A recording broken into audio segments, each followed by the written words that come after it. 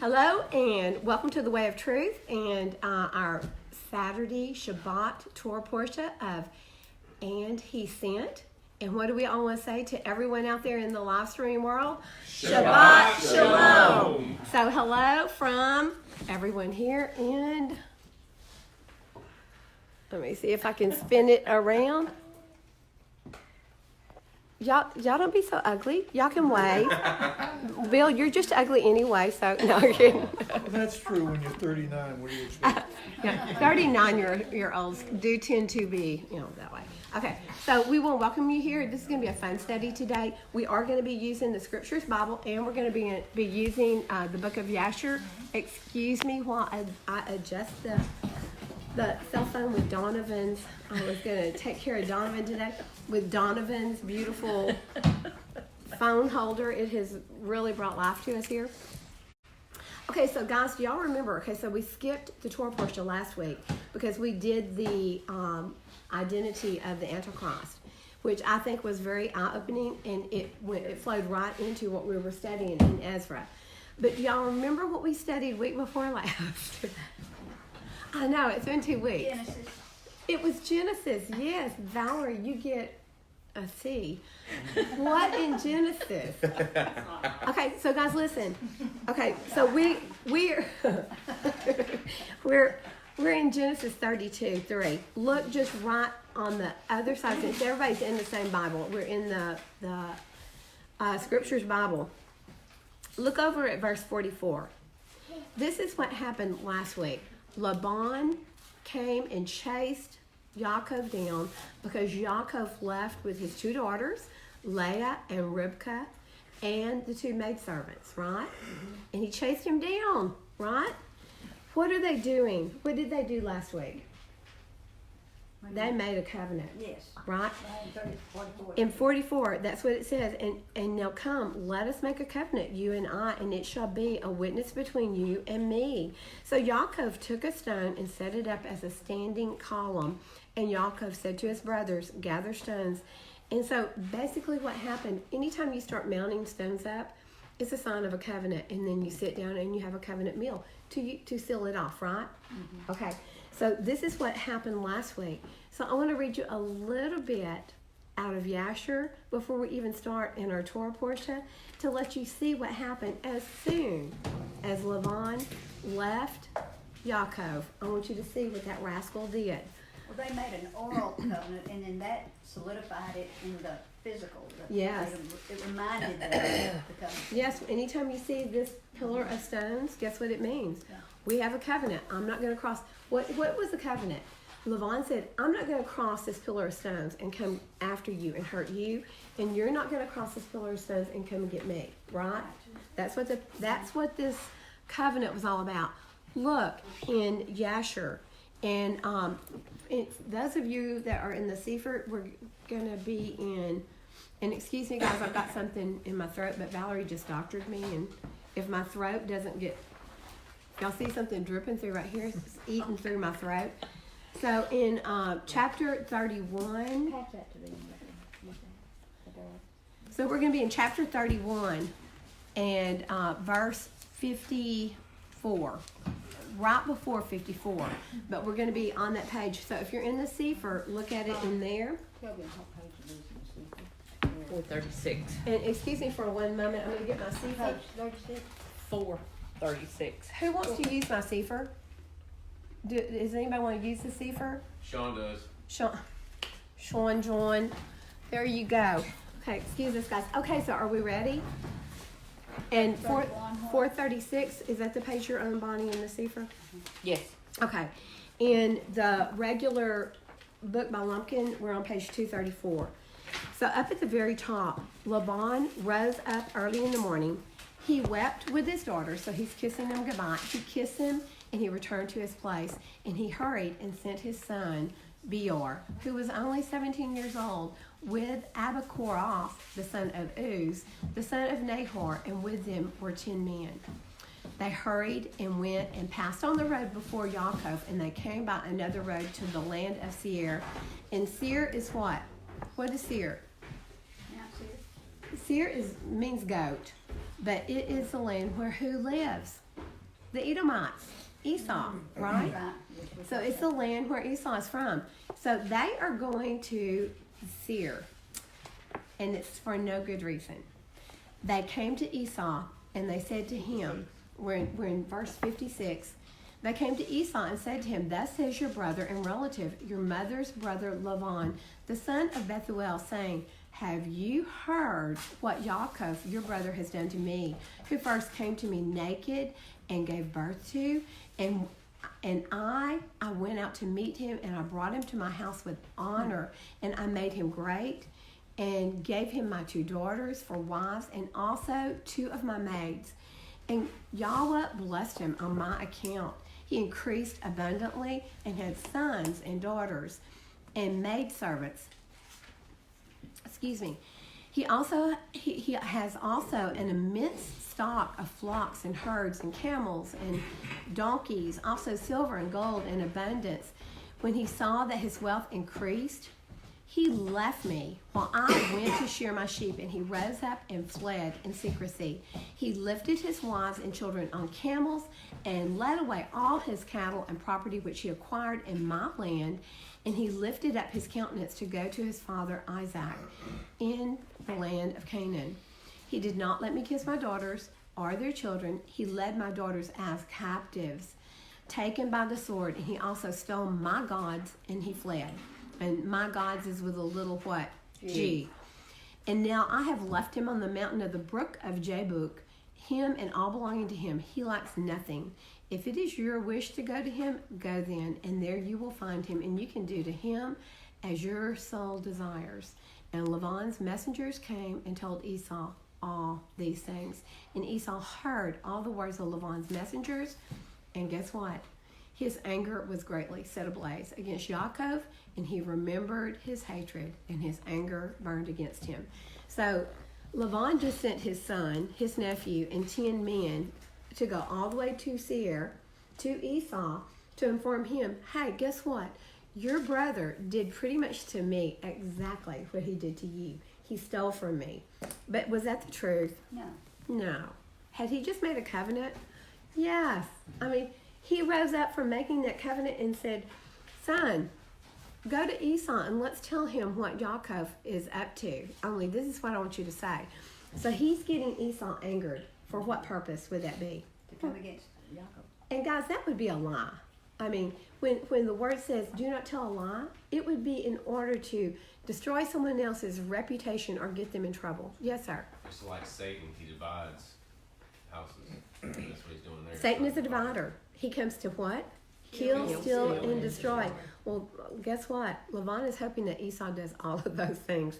And Esau doesn't need a lot, because what happened? He's already mad. He's already mad because he sold his birthright to Yaakov when he thought he was going to die because he had beheaded Nimrod, right? So he had already sold his birthright for what? A bowl of red lentils. Oy vey. If you're going to sell your birthright, sell it for something with more value than something that's just going to go through your digestive tract. And then he got angry because of what? And he had a right to be angry here. Because Yaakov stole his... He like dressed up like Esau, and he, He stole his inheritance. So not only did he buy his birthright, then he stole his inheritance by secrecy. But Yahweh had already told Yahweh had already told Yaakov's mother that this is what would happen, that he would be the heir, and his brother would serve him. So she kind of helped, kind of like Sarah did, helped with the firstborn. If we would stay out of Yahweh's way, things would be a lot better, right? Yep. But was it Yah's will? Could have been. So that brings us to Genesis 32, verse 3, which is where we start. And of course, the Torah Parsha is always named after what? Today's Torah Parsha is "and he sent." And look at the first verse. And Yaakov sent messengers before him. So the first verse is usually the title of this Torah Parsha. Wake up. Okay, so here we go, and we're going to start. And if I start having a coughing fit, I was watching an article on Hillary this week. They're making fun of her coughing fits. And I'm like, Don't anybody call me Hillary, okay? Okay, so we're starting in 3. And Yaakov sent messengers before him to Esau, his brother, in the land of Seir, the field of Edom.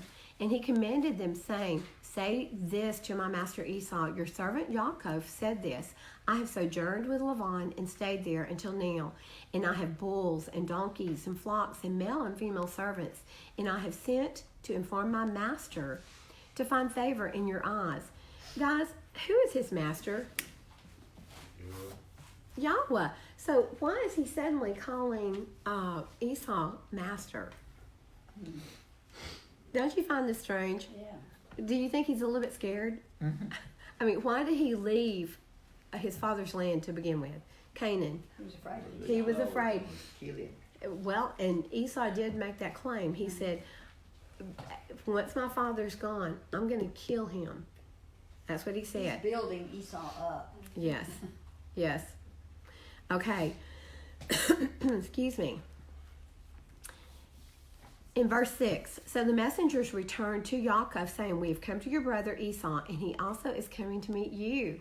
He's so excited, he's coming to meet you. And he has 400 men with him. Guys, these 400 men he's bringing, they are hired men. They're hired men to do what? To kill. These are hired killers. That's what he's done. From the people of Seir, which are the Horites, he has hired 400 killers to go with him to slay his brother. This is how really angry he is right now. And Yaakov was greatly what? Afraid. And distressed. So he divided the people that were with him and the flocks and the herds and the camels into 2 groups. And he said, if Esau comes to the one group and strikes it, then the other group which is left shall escape. And Yaakov said, O Elohim of my father Abraham and Elohim of my father Yishak, Yahweh who said to me, return to my land and to my relatives, I do good to you. He said, I do not deserve the least of all of the loving commitment and all the truth which you have shown your servant. For I passed over this Jordan with my staff, and now I have become 2 groups. And guys, literally what he's done is he split his family into 2 groups. Who is in Leah's group? You have the house of Israel and the house of Judah. Okay. Who's in Leah's group though? Judah. Judah. And who's in Rachel's group? Joseph. Ephraim, the house of Israel. So this is a shadow of what will come. And I want us to go ahead and look, because I know that we've talked about the split house of Israel. I want us to look at that right now so that you understand. And you 2 K girls, or CH and K, I'm not sure how you spell, but this is probably something new to you. There's 2 houses. And so I want us to see where this came from. So go to 1 Kings, and we're going to go to 11. 1 Kings 11. Page 362 and 363. And we're going to verse 14. And so, guys, listen. Is the house of Israel still divided today? Yes. Yes. When will it not be divided? Amen. When Yeshua comes back, right? During the millennial reign, everything will be brought back together. How? One man. One man, one new man, one new tree. Right? Okay. So we're going to read here, and starting in 14.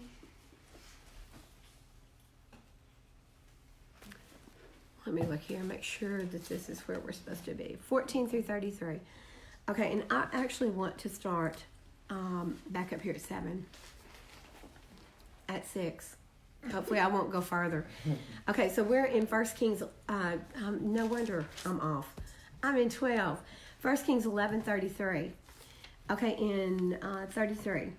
Because they have forsaken me and bowed themselves to Ashtoreth, the mighty one of the Zidonians, to Chemosh, the mighty one of the Moabites, and to Milcom, the mighty one of the children of Ammon, and have not walked in my ways, to do what is right in my eyes, my laws and my right rulings, as did their father David.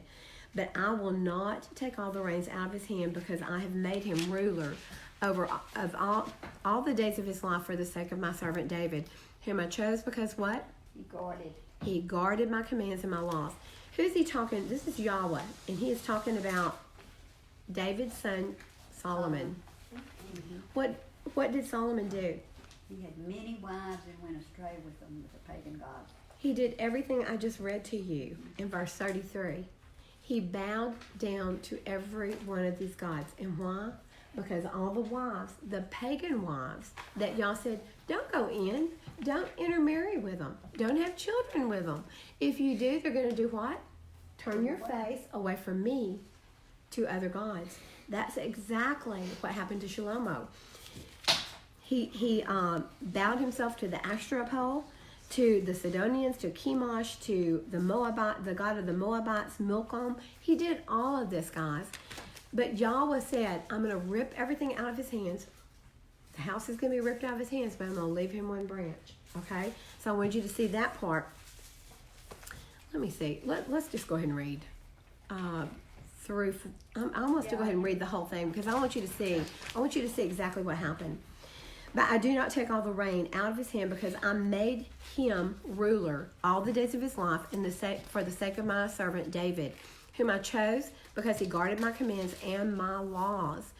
And I shall take the reign out of his son's hand and give it to you, the 10 tribes. All 10 tribes except for which two? Judah and Benjamin. Judah and Benjamin. And to his son I give one tribe, so that my servant David shall always have a lamp before me in Jerusalem, the city which I have chosen for myself to put my name there. So I take you, and you shall reign over all that your being desires, and you shall be sovereign over Israel. And he is actually talking right here to Abiah and to Jeroboam, excuse me. Jeroboam is the one who came and spoke to Rehoboam.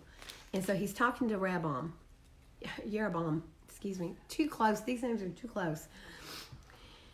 And we're in 37. So I take you, and you shall reign over all that your being desires, and you shall be sovereign over Israel. So he's going to take the 10 tribes, and he's going to give them to Jeroboam.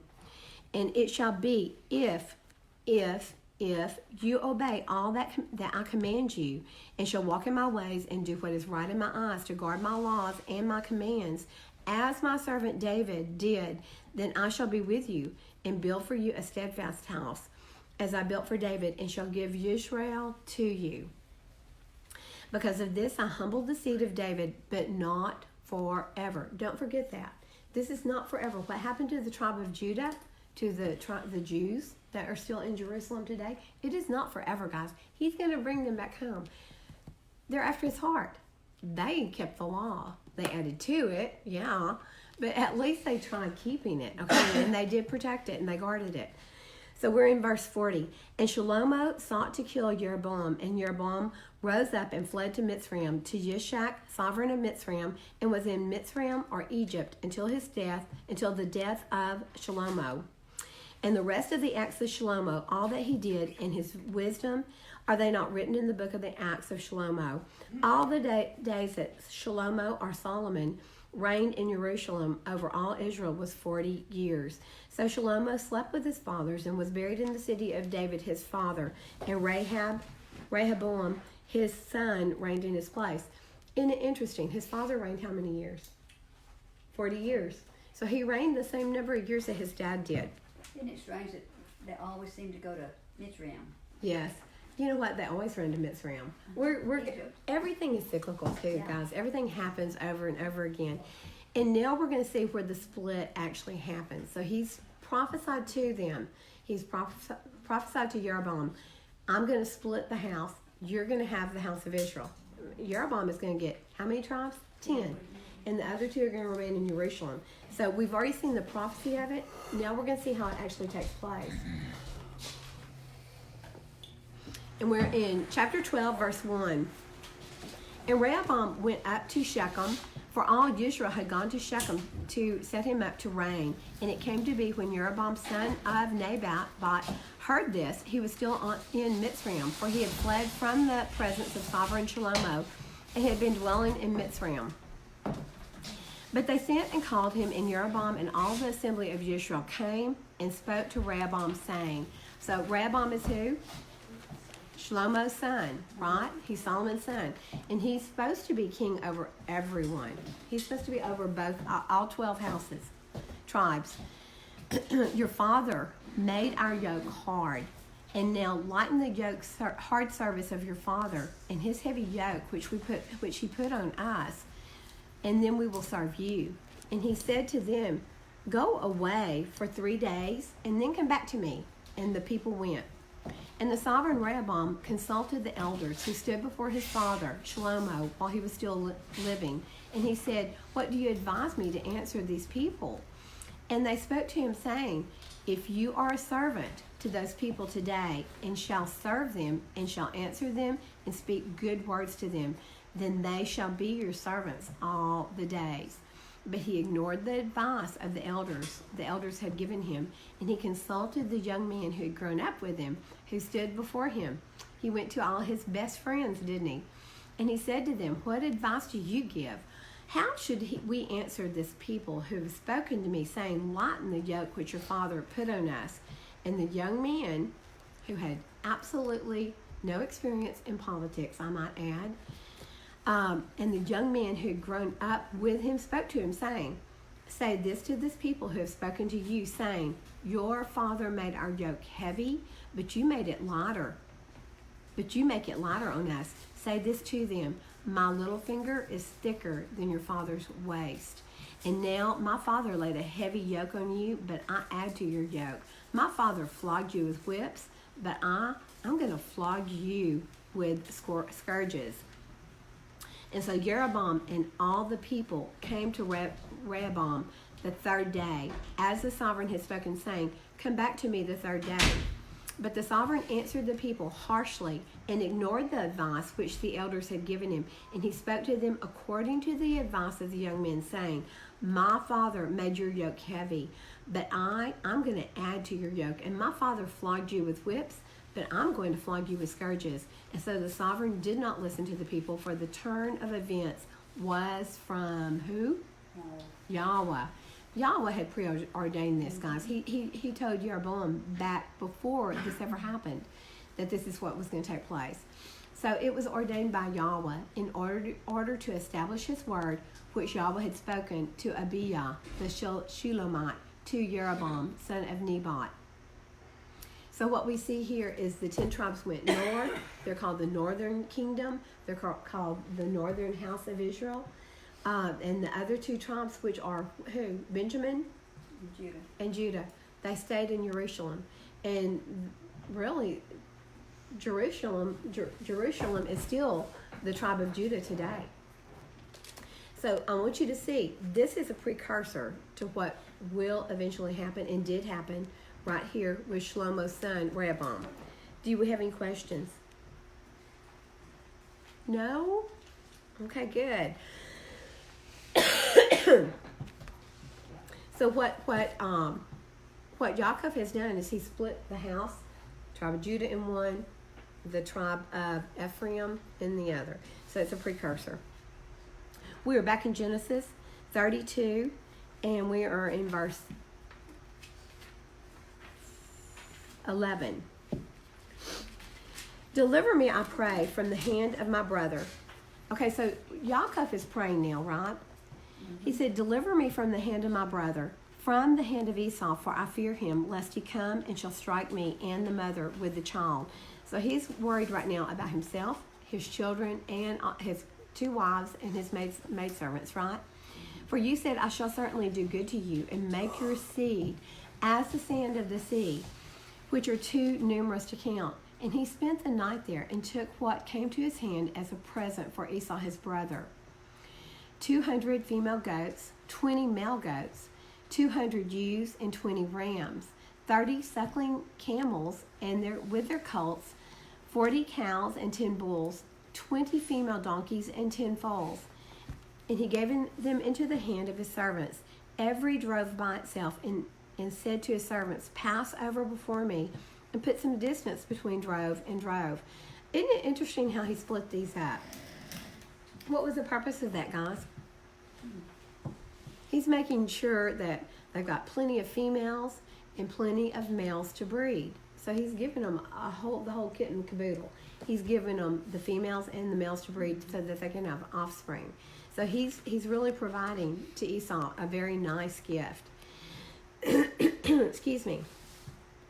And he commanded the first, saying, when Esau my brother meets you and asks you, saying, to whom do you belong, and where are you going, and whose are these in front of you? Then you shall say, that they are my servant Yaakov's. It is a present sent by my master Esau, sent to my master Esau.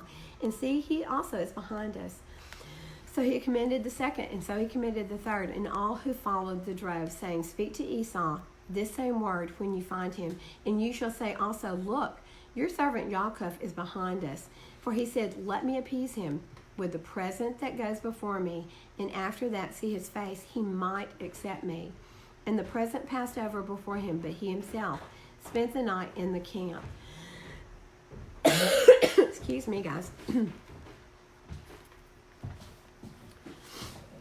And he rose up that night and took his 2 wives and his 2 female servants and his 11 sons and passed over the ford of Jabbok. And he took them and sent them over the stream and sent over what he had. And Yaakov was left alone, and a man wrestled with him until the breaking of day. And guys, listen, y'all know that we are a Berean type study. We study line by line. If you have any verses that you want to share, stop me, because that's what we're here for. We study together, and sometimes y'all have got really good verses. Since my electricity was off last night, I'm very open. So, guys, listen, do you know how old Yaakov is right now? He's about 97 years old. He was 70 when he left and arrived to the Levant, and he's about 97 years old right now. And you can get that using a lot of different things, but through the book of Yashar, you can come up with it. Okay. So we are. Who do you think he's wrestling with? Yeshua. Who? Yeshua? Yeshua. Okay. Has Yeshua been born yet? No. Okay. So the Jews say he was wrestling with the guardian angel of Esau. I don't believe that. That's not who he was wrestling with. Do y'all? But I do believe it was the messenger of Yah, which is Yeshua before he became human. Right. So it's the messenger of Yah is who he was wrestling with, because listen, an ordinary angel, and we'll see this in a little bit, but an ordinary angel doesn't have the ability to change your name. He doesn't have the authority, but this one did have authority. He also would not release his name to Yaakov. When Yaakov asked him, he wouldn't give him his name. Okay, this is Yeshua. This is Yeshua before he came to the earth. So it's the messenger. It's the memory. It's the word of Yah as an angel. Okay, we're in verse 25 of chapter 32. And when he saw that he did not overcome him, and Yaakov was left alone, and a man wrestled with him until the breaking of day. And when he saw that he did not overcome him, he touched the socket of his hip. And the socket of Yaakov's hip was dislocated as he wrestled with him. And I've got a whole bunch of verses to show that this is the angel or the messenger of Yah. Seth, would you pull up Isaiah 63 and read verse 9? 63 verse 9? Guys, listen. Why do you think he's wrestling with him? We're going to see in a little bit that he didn't overcome him. I think Yah was allowing Yaakov to feel like he was a little bit strong. Do you hear what I'm saying? He needed strength right then. He's fixing to meet Esau. He doesn't even know that Lavan has already sent messengers ahead to really get Esau even madder than what he already was. He doesn't even know that. Esau's like a hunter, too. Esau was a mighty hunter. Yeah. He was a hunter just like Nimrod. And that's why Nimrod was very jealous of him. So, yes. I think it was because so that Yaakov could see that he could overcome the situation. Yes. Yes. He could overcome, because we're told in Revelation to be overcomers. Yes. So it was a as we have to wrestle in our lives, the good and the evil, Yes. to overcome. That was a situation with him, and it became a physical thing to remind him. Well, and he's going to be father of many nations, right? Exactly. So he's He got to learn also- to rule with Yah. He also knows this isn't an ordinary man that he's wrestling. Yes, he does. Yes, he does. You're right. So he's already had the vision on his way to Paran Aram. What did he have a vision of? The angels The coming down and up and down on the ladder. So And he's so- kind of prepared for it. He's prepared for it. He knows that Yah is in this area. So he is dealing. Go ahead, Seth. In all their distress, in all their distress, he was distressed. And the messenger of his presence saved them. In his love and in his compassion, he redeemed them. And he lifted them up and carried them all the days of old. Okay, I wanted you to hear that because this is the messenger that is here. There is no redeemer but one. Who is the redeemer? Yahweh, Yeshua. So, as our redeemer, this is this same messenger. Okay, so I want you to understand that. There are many, many verses that will explain that it's the messenger of Yah, but that verse I want you to hear because it tells that he's the redeemer. And it shows that he became that new creation. Yes. He went from Yaakov, which was the physical, to the spiritual, which is Israel. Well, I mean, his new name gives him great power and authority. Right. Instead of hill grabber, well, let's read it. Okay. So we are in verse 26.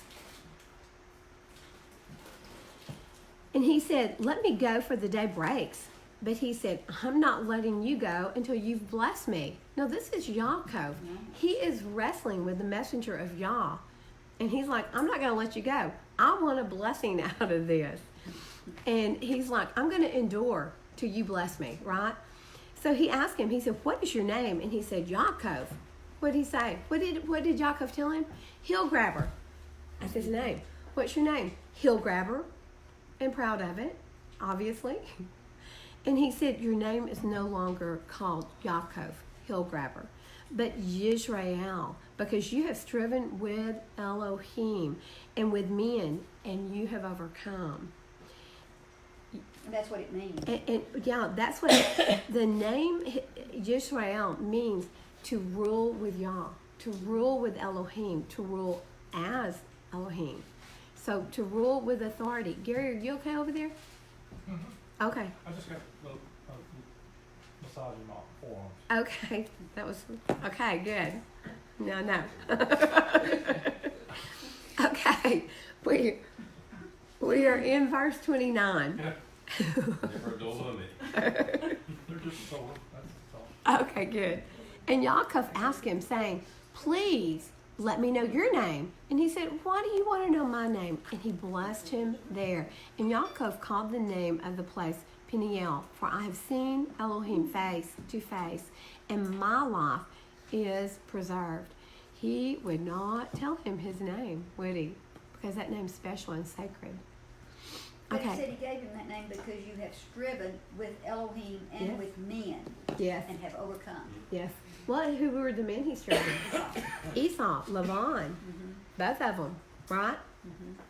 Okay, so we're in verse 31. Anyone want to add anything to it? And Peniel does mean the face, What's his face to name? face. What does Israel mean? It means to rule with Yah, to rule with or alongside Elohim. And I was looking down here, verse 32a. Yisrael means to strive with. El, I've written too much in here. To overcome with El, to rule with El. So that's what it means. To rule with El. To overcome with El. Listen, could he have overcome the messenger of Yah? No. Yah had to allow him to overcome. He was trying to do what? Build up his confidence. He's fixing to meet Esau and 400 hired killers. Building up his confidence. He's before building up his he confidence didn't need it. big time, because if you just wrestled with an angel and you feel like you won and you got a blessing from it, I'd leave there about 2 inches taller, wouldn't you? Maybe a foot. I could use a foot. Okay. And the sun rose on him as he passed over Penuel, and he limped on his hip. And that is why the children of Israel to this day do not eat the sinew of the hip, which is on the socket of the thigh, because he touched the socket of the thigh of Yaakov in the sinew of the hip. And guys, there's no law for that. Okay, it's just something that they do. I was really wondering that because I carved up the deer meat off of the hindquarters and bone, and I've kind of, that's been weighing on me. I just Yeah, it's there's no law for that. So, the sun, what does the sun do? It gives light. It gives light. So it can, isn't that interesting? So as the sun came up and gave, sometimes in the morning when the sun comes up, and y'all all know this, you've been through a hard night where things just are not going well. You feel like you're in the very pits. That sun comes up and you feel like it's a new day and a fresh start. It And is. so Yeshua is the light. he is the light. So we see right here. So, and this could be how Israel, his new name, this could be how he felt this particular moment. It's a new day. I just overcame a messenger angel, Elohim. That's what he thinks. 1 Corinthians 5:17 says, if any man be in Yeshua, he is a new creation. All things are passed away. Behold, all things become new. Yes. So he gets a new name, Yeah. a new walk. Literally, guys, listen, he does not leave the same man that he met this messenger angel. He leaves with a completely different walk, a completely different name, and authority. Okay? So once you meet Yahweh or Yeshua, and Yahweh is Yeshua throughout the Old Testament, once you meet him and encounter him, you're never the same. That's what happened with Apostle Paul. That's what happens to all of us. And it should happen to us. We're never the same when we meet him. We walk We away should be. different. Right. Amen. Okay. 33:1. And Yaakov lifted his eyes and looked and saw Esau coming, and with him 400 men. And he divided the children among Leah and Rachel and the 2 female servants. And he put the female servants and their children in front, and Leah and her children behind, and Rahel and Joseph last. And he himself passed over before them and bowed himself to the ground 7 times. Now, guys, I want us to look at something. I want us to go to the book of Yasher. And we're going to chapter 32. Hey, guys. Y'all kind of hold the talking down back there. We're going to 32, and we're going to verse 27. Okay, now listen.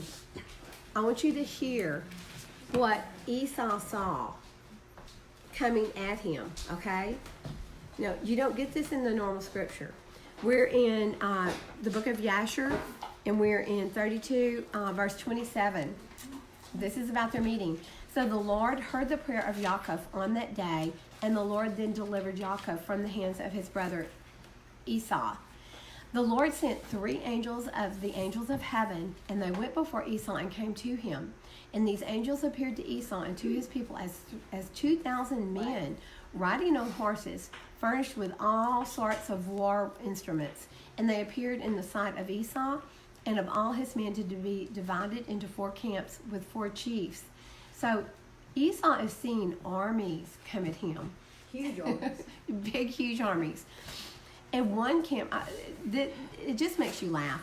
One camp went on, and they found Esau coming with 400 men toward his brother Yaakov. And this camp ran. They ran toward Esau and his people and terrified them. Esau's people were terrified. And Esau fell off his horse in alarm, and all his men separated from him in that place, for they were greatly afraid. He startled them.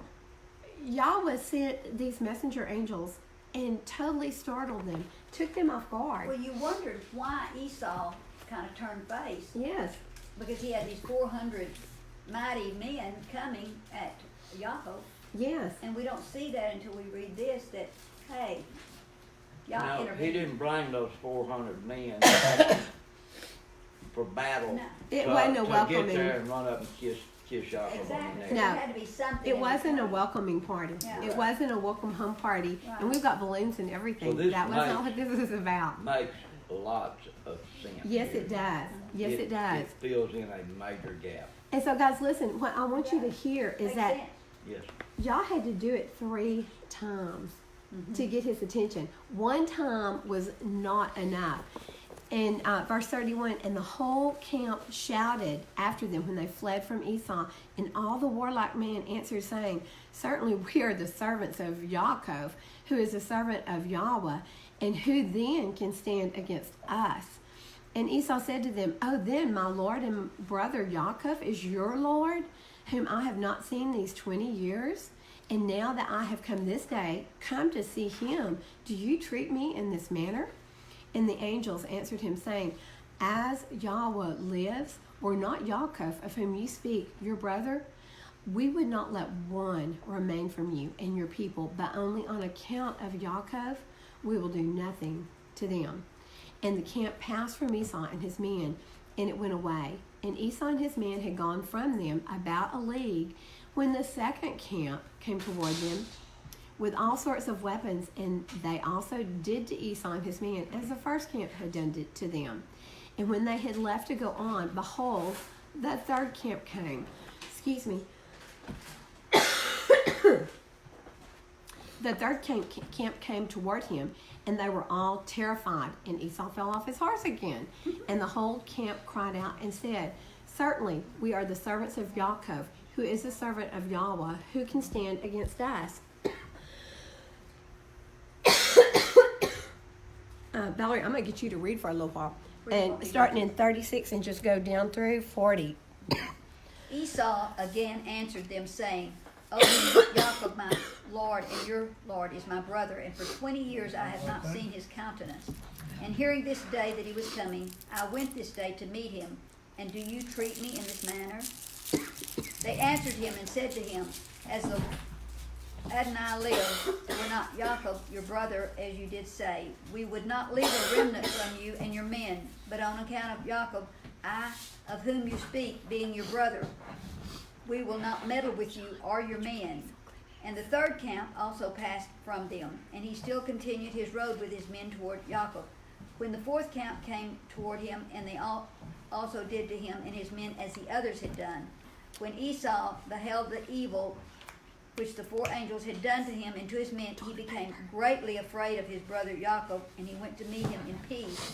And Esau concealed his hatred against Jacob, because he was afraid for his life on account of his brother Jacob, and because he imagined that the four camps that he had lighted on were Jacob's servants. Perfect. So guys, do y'all see the rest of the story here? Thank you, Valerie. And guys, I apologize. I've too much kissing of snotty-nosed little grandchildren during Thanksgiving. I mean, who couldn't love on those little kids looking up at you going, Baby, I love you. So that's where that came from. Thank you, Valerie. So guys, do you understand now the fullness of this story? We see that Esau continues his trip, but when he gets to Yaakov, his countenance is different from what it would have been had he not been confronted by all of these warlike people. What is interesting here is that in verse 3, we have Yaakov bowing. He's bowing down to who? Esau. Why? He's really giving authority to him. Yeah, he did it 7 times. He did it 7 times, which is significant. Mm-hmm. He did it, and it was very significant. So let's keep reading. And Esau ran. He ran to meet him and embraced him and fell on his neck and kissed him, and they wept. And guys, listen. You can't see this in normal scripture. And I thought I had my Stones edition up here of the Torah. I do not. But in the Stones edition, this word kissed, it looks more like crocodile teeth. So this was not an endearing kiss. It wasn't a kiss like, oh, I love you. It was like, I would like to tear your neck out. You know, Like rip teeth. your head off. It was like teeth. So Esau ran to meet him and embraced him and fell on his neck and kissed him, and they wept. And he lifted his eyes and saw the women and children and said, Who are these with you? And he said, The children with whom Elohim has favored your servant. And the female servants came near, they and their children, and bowed themselves. And Leah also came near, excuse me, with her children, and they bowed themselves, and Joseph and Rahel came near, and they bowed themselves. Guys, listen. Who is this? Who is Esau? Edom. Edom. Edom. It's Edom. It's the tribe of Edom. Where does Amalek come from? Edom. He's an Edomite. Every one of Yaakov's children bowed to Esau. They bowed to Edom, except for who? Who wasn't there? Come on. Only 11 children have been born. Who's a baby? Benjamin. Thank you. Right. So listen, guys. Benjamin, the son of the right hand, he wasn't born yet. He didn't bow. And not only did he not bow to Esau, he never bowed to Esau. Guess who was a Benjamite? Mordecai. You remember the story of Mordecai and Haman? Haman is from who? He's a Moabite. He's an Edomite. And Benjamin was born in Bethlehem. Yes, but he was born in Bethlehem. I was still thinking of Haman. No, but Benjamin was born in Bethlehem, so it's a picture of Yeshua. He was born just outside of Bethlehem. So guys, listen. Haman is a Benjamite. He's from the tribe of Benjamin. He is from the tribe of Benjamin. Did he ever bow to Haman? Did I say? I'm getting my names mixed up. My apologies. Thank you. Mordecai was a Benjamite. Haman was an Edomite. Right. Did the Benjamite ever bow? No, he didn't. And who won? Mordecai. Okay. So that's a precursor to what will happen, because he never bowed down to him. Okay, so we've got a yay, and so anytime we read the story of Esther, when you say Haman, boo. When you say Mordecai, yay. So I had one boo over here, or yay. Okay, so we're in chapter 33, and we're in verse 8 of Genesis. And excuse me, I got candy in my mouth. Then Esau said, "What do you mean by all this company which I met?" And he said, "To find favor in your eyes, in the eyes of my master." But Esau said, "I have enough, my brother. Let what you have remain yours." And Yaakov said, "No, please, if I have found favor in your eyes, then receive my present from my hand, because I have seen your face. And seeing your face is like seeing the face of Elohim, and you were pleased with me." Which is a very strange statement. "Please take my blessing that is brought to you, because Elohim has favored me, and because I have all I need." And he urged him, and he took it. And he said, "Let us depart and go, and let me go before you." But he said to him, "My master knows that the children are weak, and the flocks and herds which are nursing are with me. And if the men should drive them hard just for one day, all the flocks should die. Please let my master go before his servant, and let me lead on slowly, according to the pace of the livestock that go before me, and according to the pace of the children, until I come to my master in Seir." So he's telling him he's going where? Seir. To Seir. Is that where Yaakov's father, No. Yishak, lives? No. Okay. And Esau said, "Please, let me leave with you some of the people who are with me." But he said, "Oh, why this? Let me find favor in the eyes of my master." And Esau returned that day on his way to Seir. And Yaakov set out to Sukkoth. He's not even going to Seir. He's going to Sukkoth, and built himself a house and made booths for his livestock, and that is why the name of the place is called Sukkoth. So he built what? A sukkah. He built sukkahs for his We were livestock. wondering if that was the time, maybe. It could be one of the original times, but you know what we saw, and I think it was the first book of Adam and Eve. We saw the very first Sukkot Yes. that was done in heaven. And in the kingdom. Yeah, so reciprocal that it probably was the It could timing, be. you know. But this is just outside of Bethlehem, okay? Which is where our Savior was born. In what? A sukkah. In a sukkah, okay? In a stable that was built. And every year, what do they do during Sukkot? Build sukkahs. They build sukkahs. And it doesn't matter if they live in an apartment. They hang a sukkah on the side of their apartment, don't they? We've seen some wild sukkahs this last year. Okay, in verse 18, and Yaakov came safely to the city of Shechem, which is in the land of Canaan, when he came from Padam Aram, and he pitched his tent before the city. And he bought the portion of the field where he had pitched his tent from the children of Hamor. Guys, we have so much. There is so much in this one Torah Parsha. So he bought the field where he pitched his tent from the children of Hamor, Shechem's father, for 100 kasita. And kasita is a word that I was not familiar with, but it says here that it was equal to about 400 shekels. But in the book of Yashar, it said 5 shekels. So go figure, I don't know. But today's value would be about 128,000. And he set up a slaughter place there and called it El Elhoi Yisrael. So God of Israel is what it is. And Dinah, the daughter of Leah, whom she had borne to Yaakov, went out to see the daughters of the land.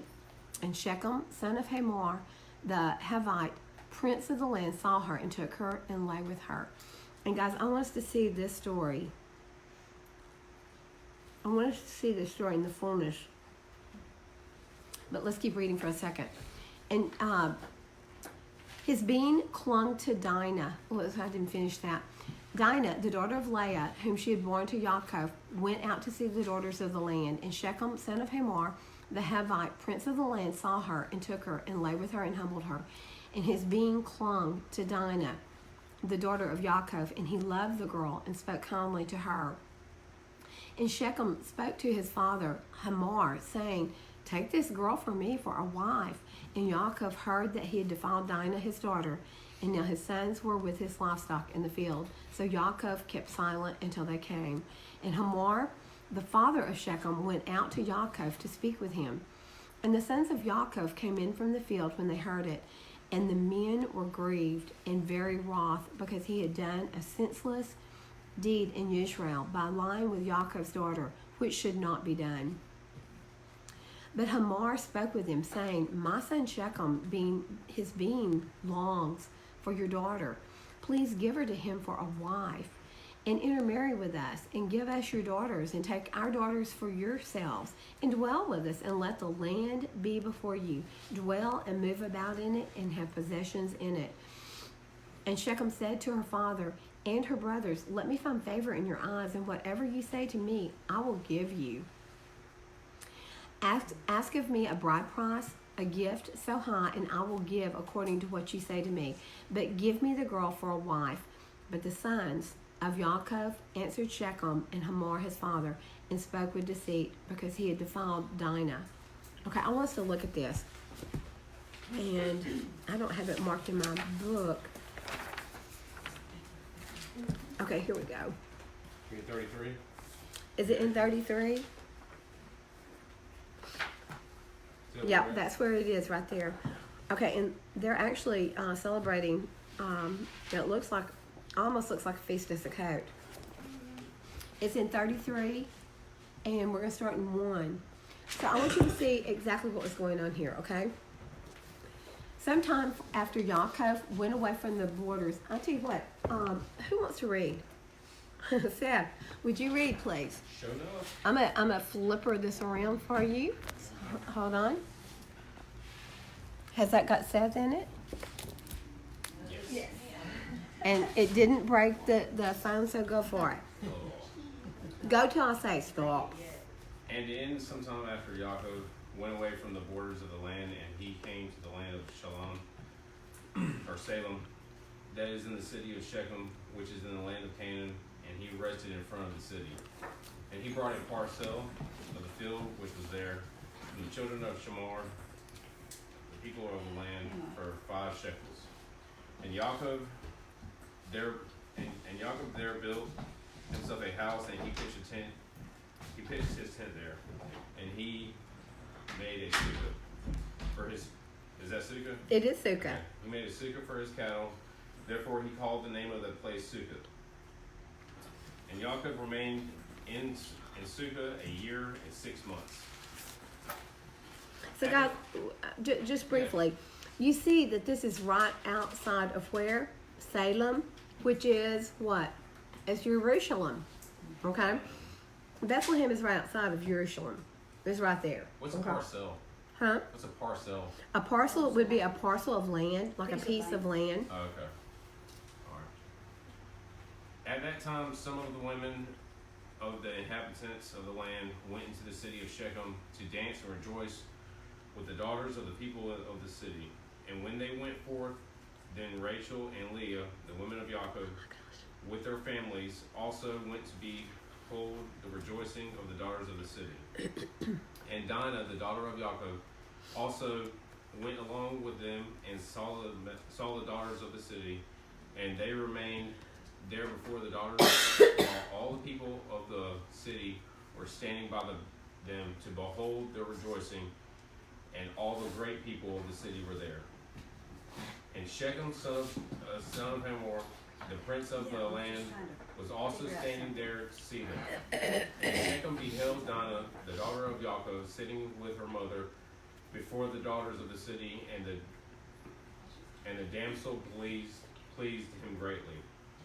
And he there asked his friends with his people, saying, Whose daughter is that sitting amongst the women, whom I do not know in the city? And they said unto them, Surely this is the daughter of Jacob and the son of Yishak, the Ivry, what's that word? I don't have the Sefer. Okay, Ivry. We're gonna go with that. What verse are you in? It's 9. Okay. Okay, Yeah, I don't have that word in here. okay.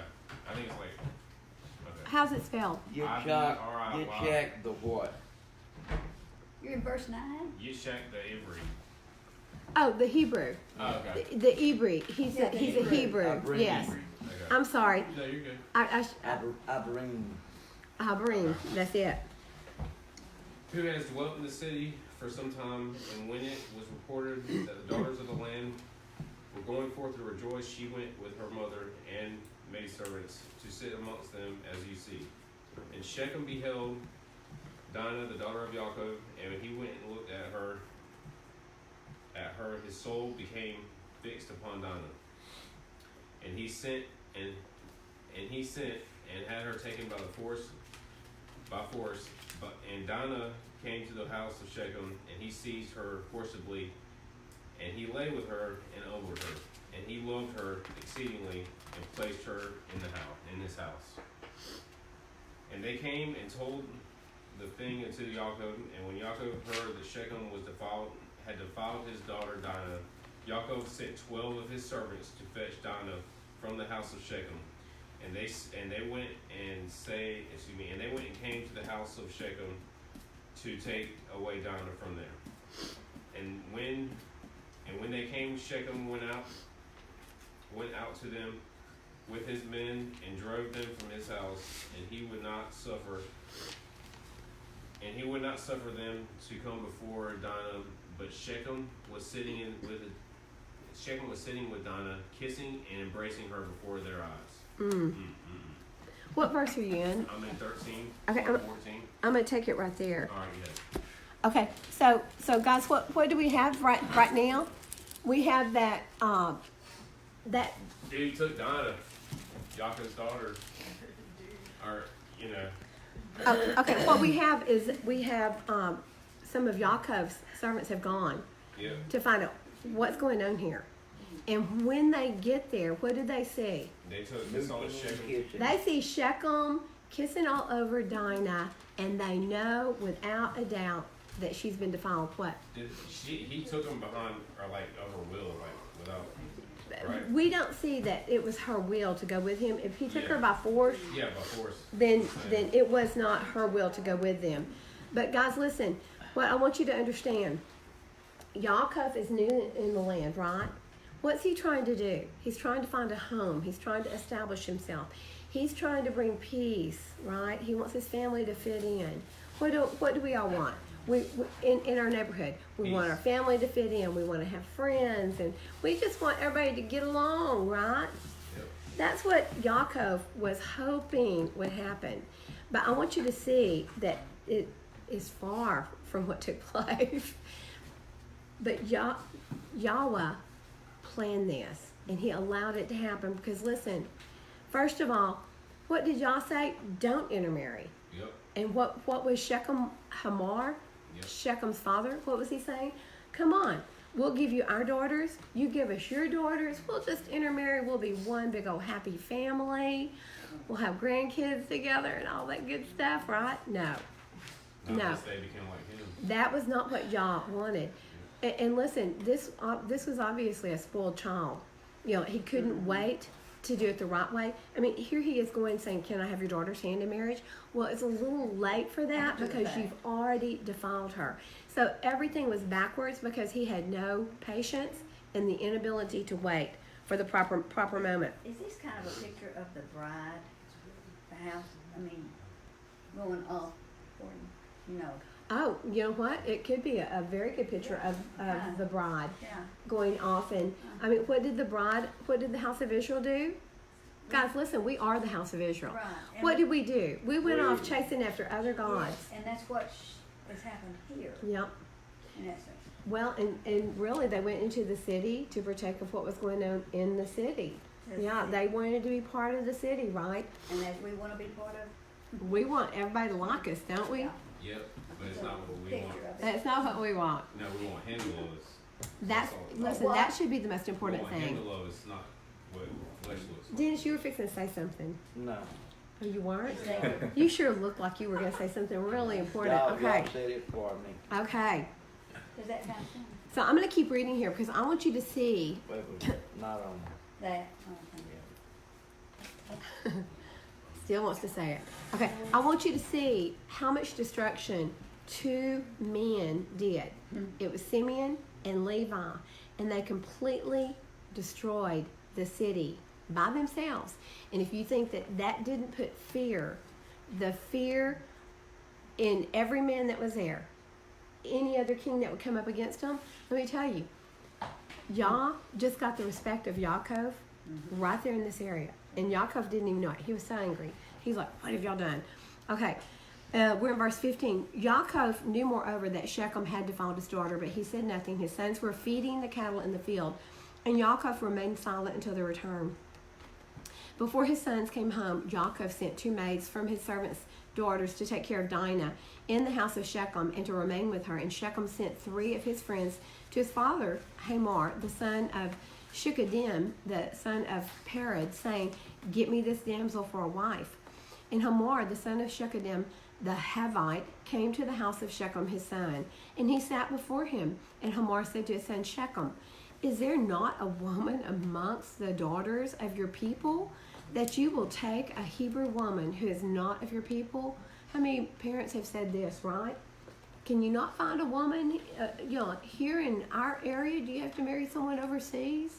You're going to move, and there's no law against it. But Yah says don't intermarry with what? Culture. It's other. Guys, listen, it's not black and white. This is don't marry outside of what your religious, your spiritual walk. Okay? Black and white's fine. That there is no racial line, period, in Yah's rule. None. There's not. Yellow and white. It doesn't matter. believer and unbeliever. Red and white. It's what That's Valerie's colors, saying. When you've got a believer marrying a non-believer, a follower of Yahweh marrying a pagan, you've got a marriage that's not going to last long. Or if it does, you're going to have two very unhappy people. Okay? Because there's not going to be a lot of communication. You can't walk together. If two don't agree, they can't what? Walk together. Thanks, Valerie. So he's saying, son, couldn't you find someone who believes like we do, follows all these pagan gods like we do? What? You had to go out and marry one of these Hebrews.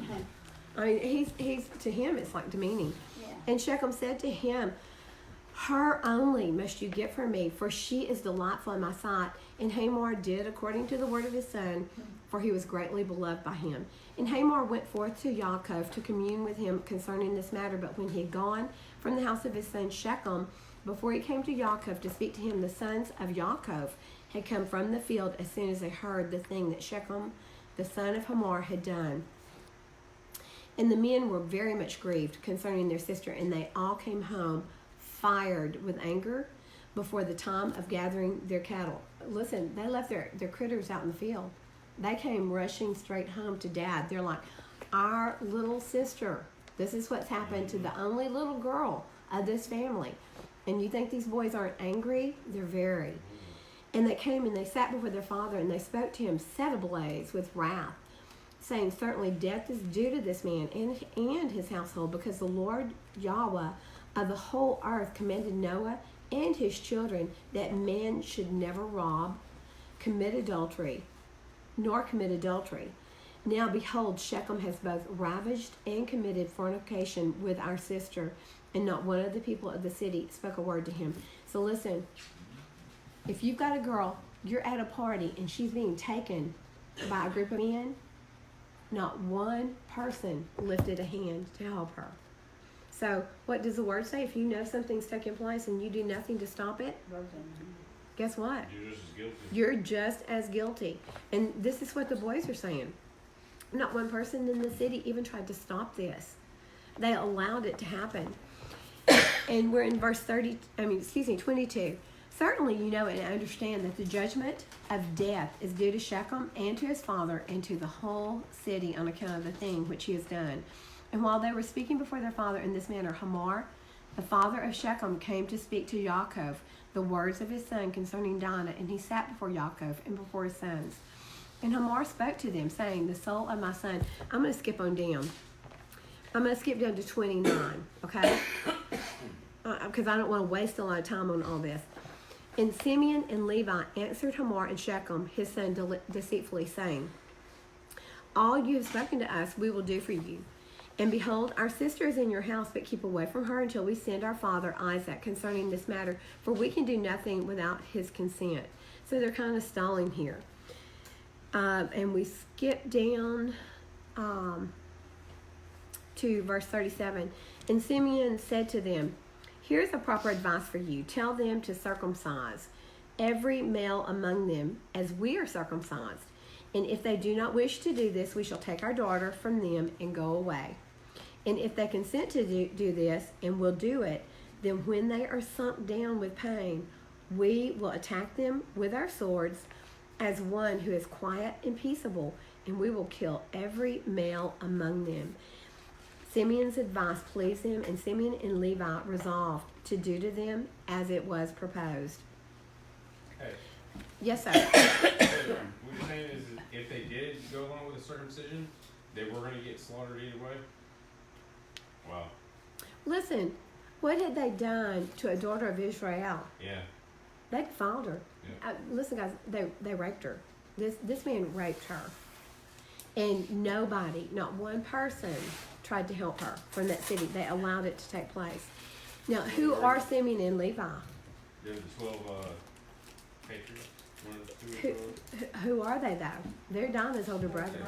I mean, literally, these are Leah's two boys, the oldest being Reuben, but these are two of Leah's boys, and Dinah is her daughter. So these are her, like, blood brothers. And so on the next morning, Shechem and Hamor, his father, came again to Yaakov and his sons to speak concerning Dinah and to hear what answer the sons of Yaakov would give their words. And the sons of Yaakov spoke deceitfully to them, saying, we told our father Isaac all your words, and your words pleased him. So, let's see. Thus did Abraham his father command him from Yahweh of the whole world, that any man who is not of his descent, that should wish to take one of his daughters, should cause every male belonging to him to be circumcised, as we are circumcised, and then we may give him our daughter for a wife. And now we have made known to you all of our ways that our father spoke to us.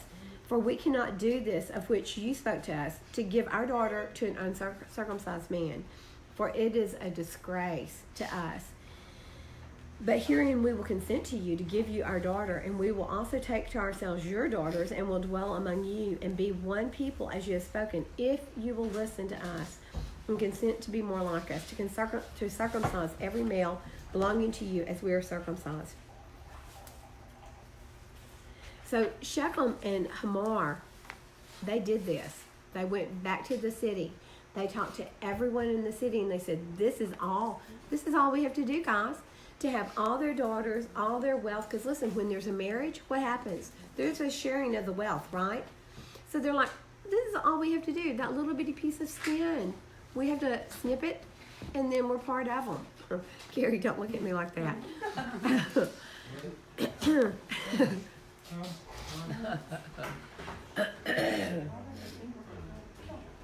Okay. In 51, I'm going to read the rest of this to you, and then we're going to get back to Genesis. On the next day, we're in verse 51. On the next day, Shechem and Hamor, his father, rose up early in the morning.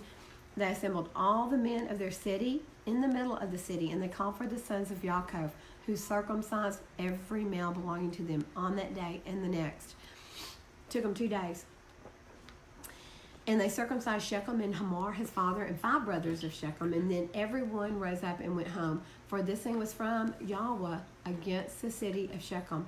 And from Yahweh was Simeon's counsel in this matter, in order that Yahweh might deliver the city of Shechem into the hands of Yaakov. The number of all the males that were circumcised were 645 men and 246 children. They were a lot of circumcisions done that day, and only 2 guys did it. Simeon and Levi circumcised every one of these men, guys. Wow. Every one of them, okay? Can you imagine, like, all their anger and stuff like that? You know what I mean? Yeah. The whole tribe, and then... Yes. Let's see.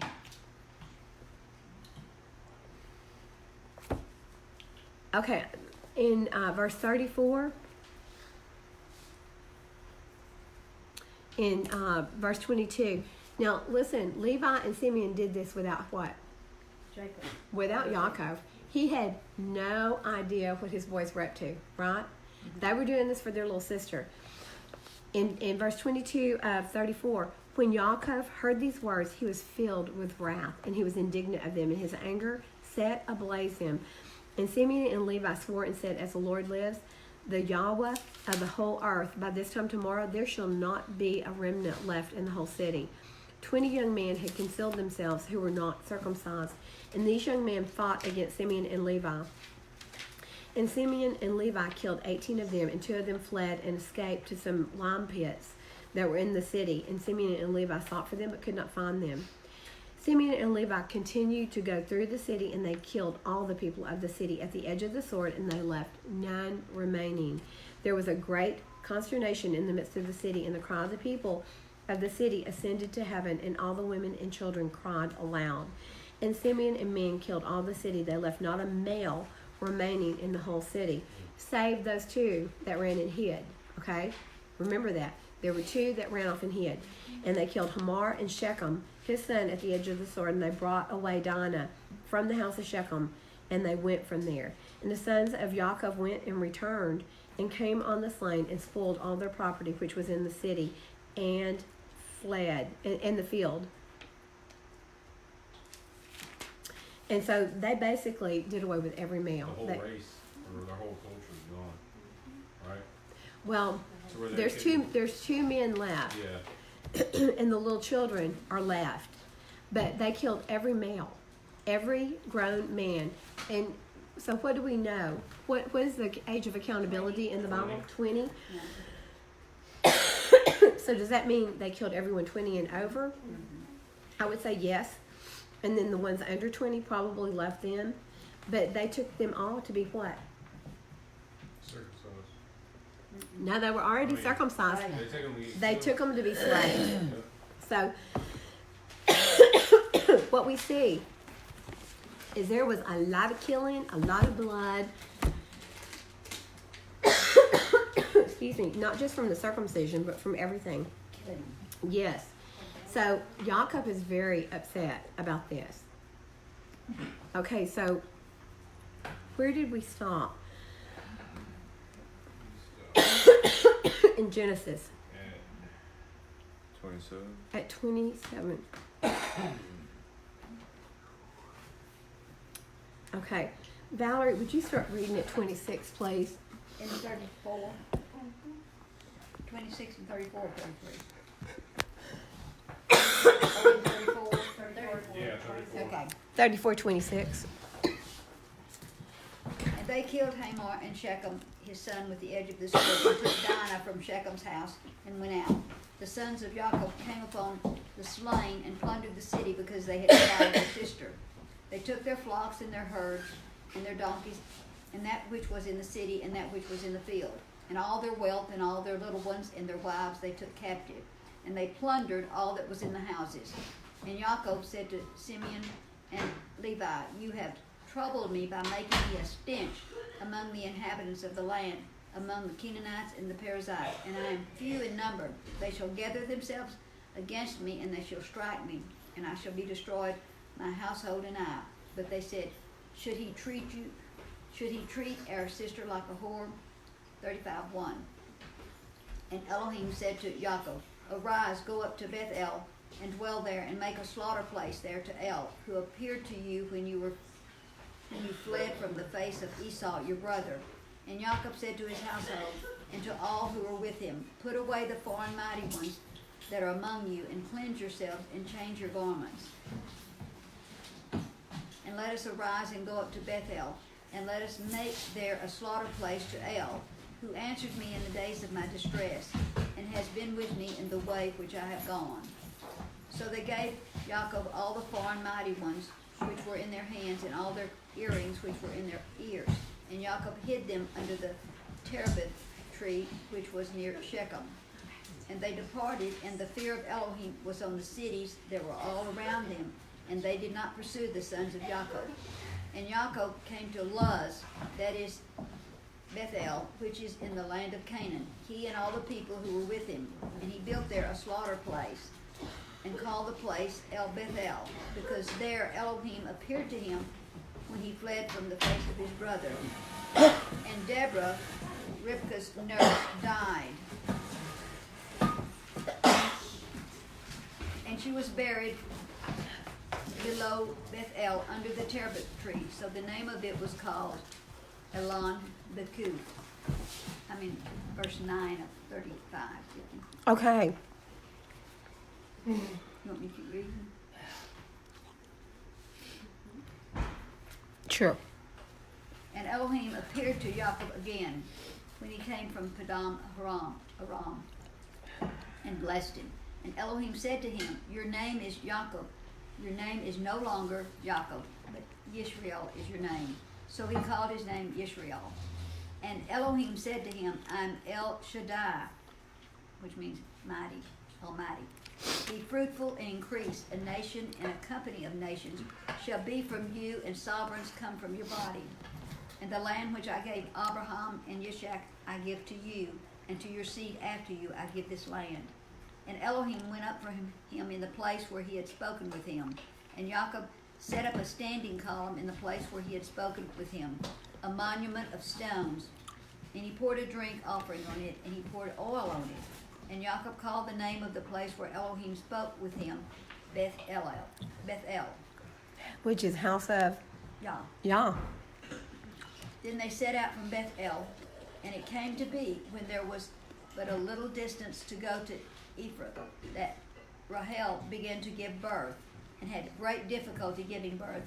And it came to be, as she was having great difficulty giving birth, that the midwife said to her, do not fear, for it is another son for you. And it came to be, as her life was going out, for she died, that she called his name Ben-Oni, but his father called him Benjamin. So Raphael died and was buried on the way to Ephraim, that is Bethlehem. Uh-huh. And Jacob set a standing column on her burial place, which is the monument of Rahel's burial place in this city. And Yisrael set out and pitched his tent beyond the Tower of Eden. Okay, so we've got, thank you so much, Valerie. I'm so sorry I'm having those coughing fits, and thank you. Yes. Okay, so what did we just have? The birth of Benjamin. The birth of Benjamin. What did Rachel name him? Ben-Oni. Ben-Oni. Son of Sarah. son of sorrow. But what did Yaakov change it to? Son of the right hand. Son of the right hand. Son born on the right hand side is what it is. But listen, I also want to ask you, did I not put that? Did I not put the verse in here? Guys, listen. What did Yaakov tell Laban when Laban caught up with him? Here it is. In chapter 31, in verse 32 of Genesis, I want you to look at this.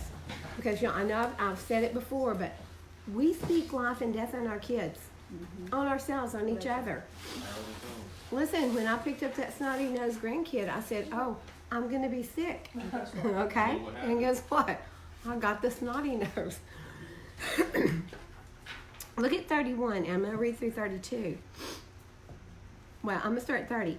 And now you have gone. Okay, and let me give a little history of what's happened. Laban has caught up with Yaakov because he came home from shearing the sheep, and everybody has left. And not only did they leave, but Rahel took all of his idols, right? Mm-hmm. Why did she take the idols? Because it was, he could have used that supposedly to find the direction they had gone, because it was, they thought was some kind of power in the idol. So guys, in the pagan times that we're talking about here, Laban had all these pagan gods. One of them, it was a really gross, I'm not even going to go into it, but they would kill a firstborn, cut his head off, turn that head into a talking idol. Mm-hmm. Huh? Yeah, I mean, what would they tell? Do you want to live forever as a god? You want to be my god forever? But it had to be a firstborn son.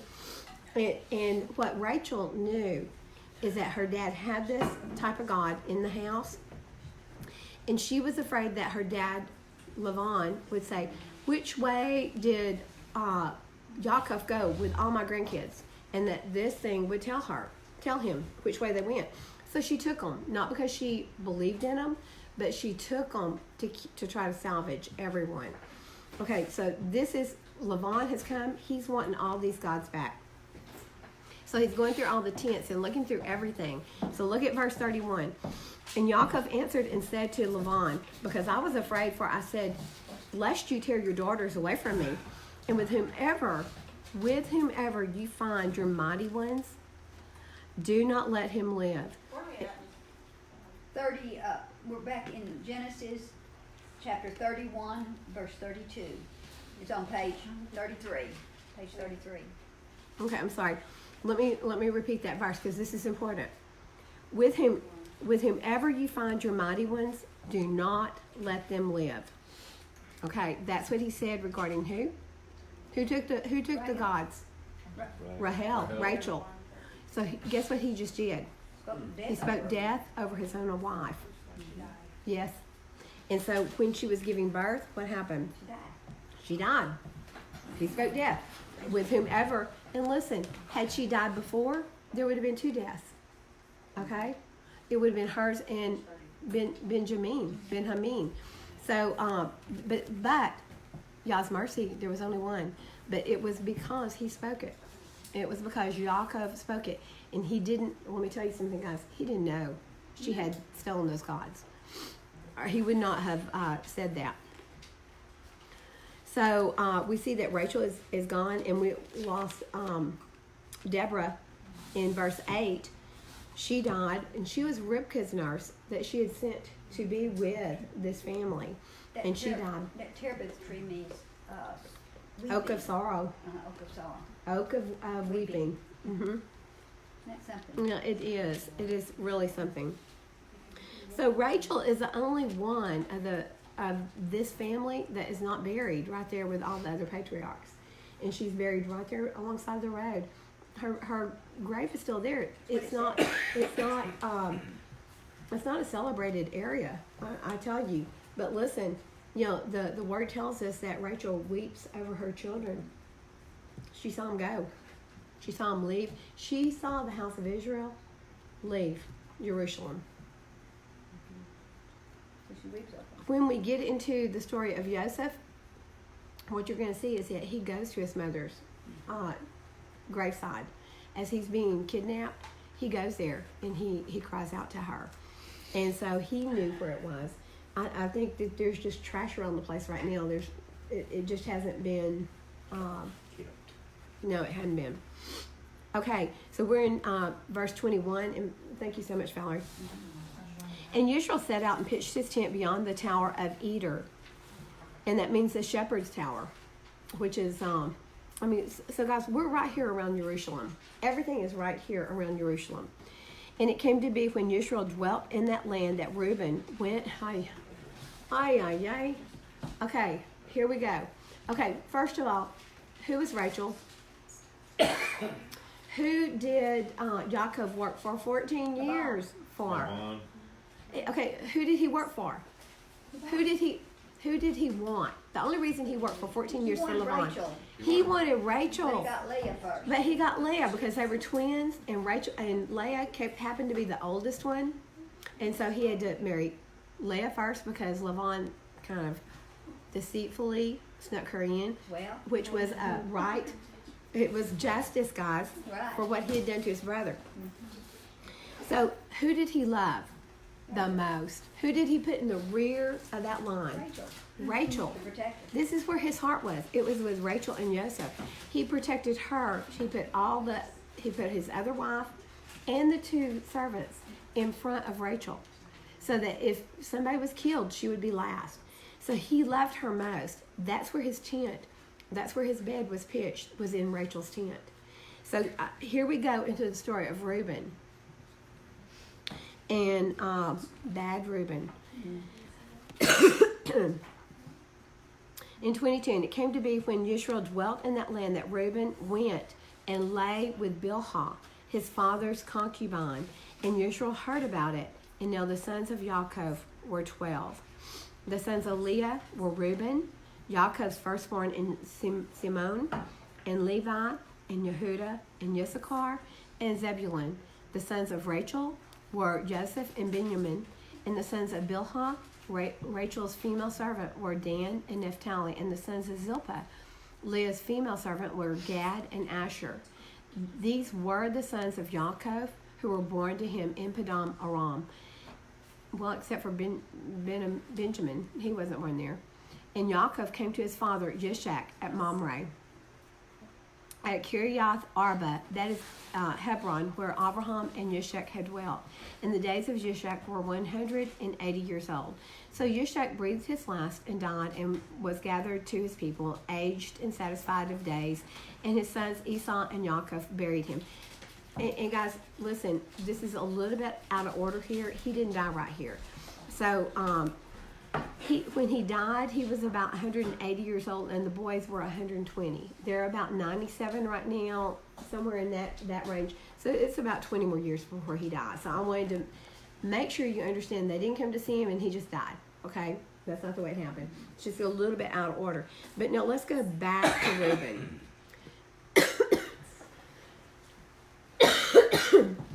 Now we know that Reuben was the firstborn.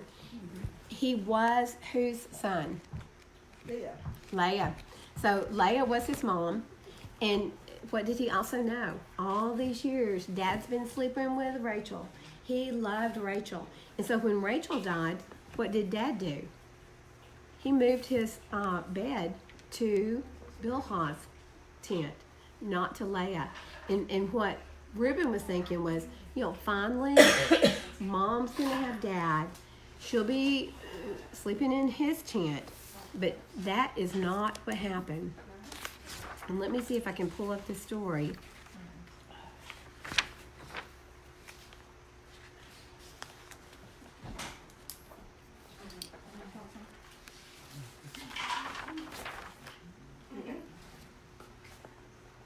Okay, here we go.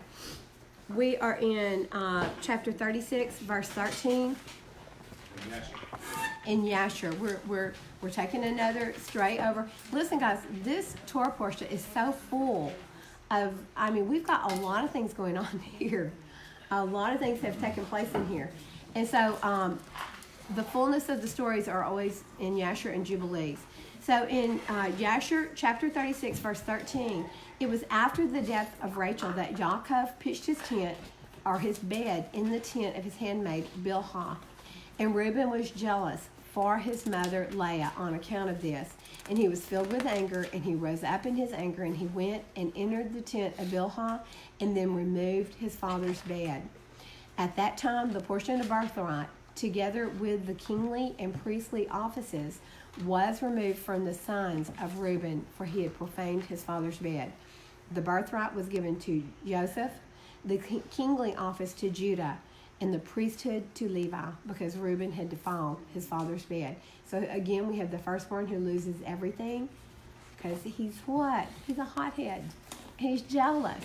But he went in and he laid with his, really it would be like his aunt Bilhah. And he lost all of his rights. Just, there is so much that has taken place. Hi. Okay, so we're in 36. Does anybody have any questions about that? About Reuben? Yeah, I did a search on the tribe of Reuben at one point, and I believe that most of them went to Paris. In Paris, the country that they didn't want to fight. They were lovers, not fighters. Yeah. So doesn't that stand to reason? Reuben? Yeah. So traits tend to carry on, don't they? Yes. Reuben means a son, right? Reuben? I don't think it means a. Yeah, I think I wrote it down. Is that what it means? I think. Let's look. Because you know we're going to do that.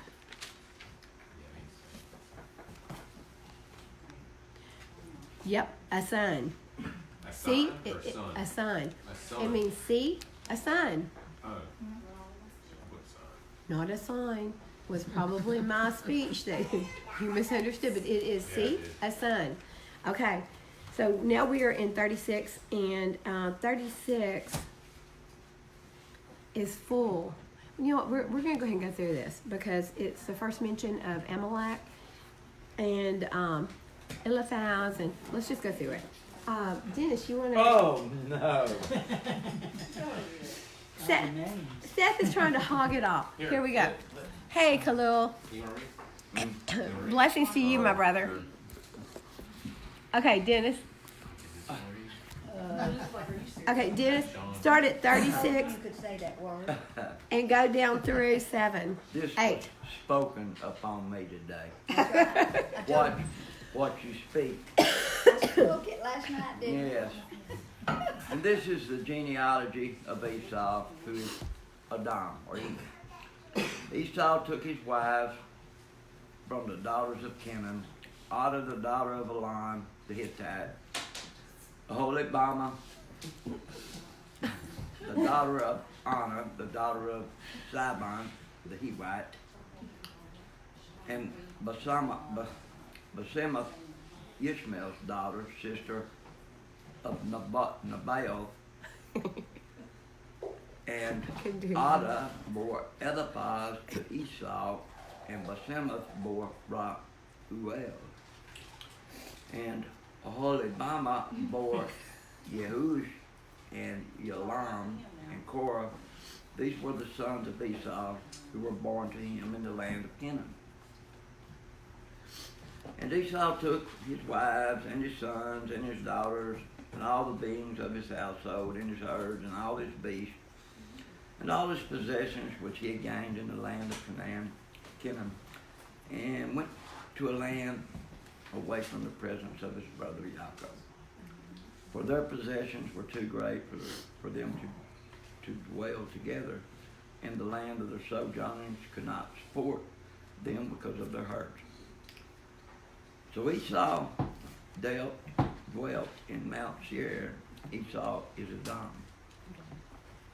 And this is the genealogy of Esau, the father of the Edomites in Mount Seir.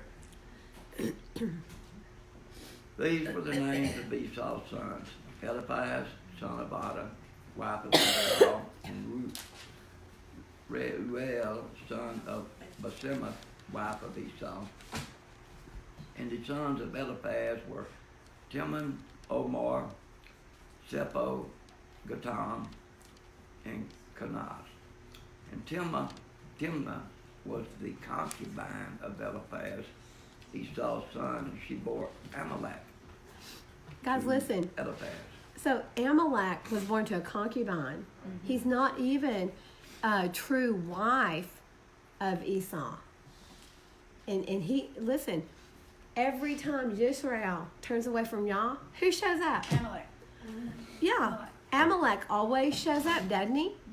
Always. Okay, keep going. These were the sons of Adah, Esau's wife.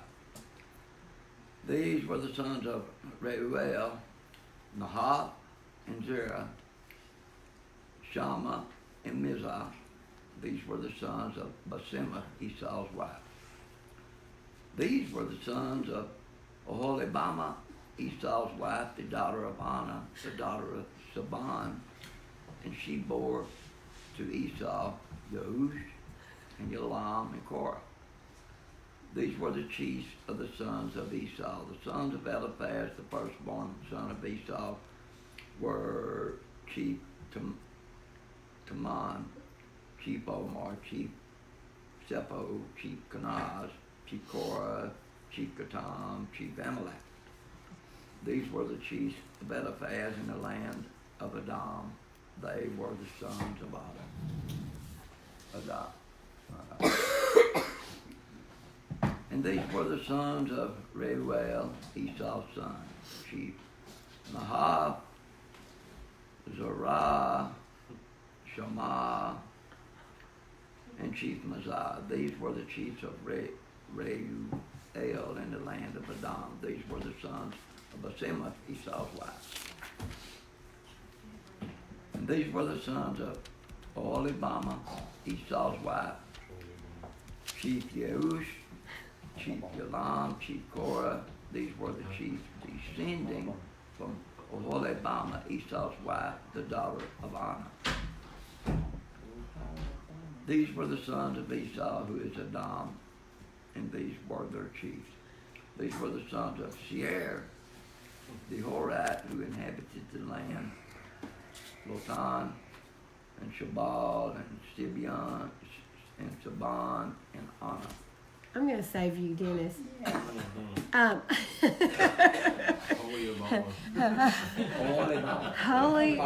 Holy Mama. He's got that Whoa. down. And so you see why I was like, Dennis, do this, because obviously I don't want to. Oh, now we're done with the names. What can I say? Guys, I do want to point out one thing. Look at verse 24. This is really interesting. It's kind of a fun fact, and I don't know where to go with it, but I do want to point it out to you. In 24, it says, and these were the sons of Tishbon, or Tibon, both Ayah and Anna, and this was Anna, who found the water in the wilderness as he fed his donkeys of his father Tibon. Okay, that verse was like, what's he talking about there? In the book of Yashar, I'm going to show you this.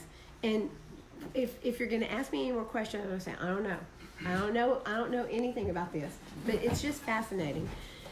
In 36 of the book of Yashar, verse 28, and the sons of Shabal were Alvan, Manahath, Ebal, Shepho, and Anam, and the sons of Zibeon were Ajah and Anah. And this was Anah who found the Yemen in the wilderness when he fed the asses of Zebeon, his father. Okay, listen. While he was feeding his father's donkeys, he led them to the wilderness at different times to feed them. And there was a day that he brought them to one of the deserts on the seashore opposite the wilderness of the people. And while he was feeding them, suddenly a very heavy storm came from the other side of the sea and rested on the donkeys that were feeding there, and they all stood still. Afterward, about 120 great and terrible animals came out from the wilderness at the other side of the sea, and they all came to the place where the donkeys were, and they placed themselves there. And these animals, from their middle section down, were in the shape of children of men, and from their middle section upward, some had the likeness of bears, some had the likeness of kephas, and tails from behind them between their shoulders reaching down to the earth, like the tail of a ducapoth, and I don't know what that is. And these animals came and mounted and rode on the donkeys and led them away, and they went away to this day. So he lost his donkeys. He never got them back, but he saw these crazy, weird animals. And I thought I would show you this. What do we do with it? I have no idea, but it's interesting. Yes, Seth. I know some stuff, and I'm throwing this out there.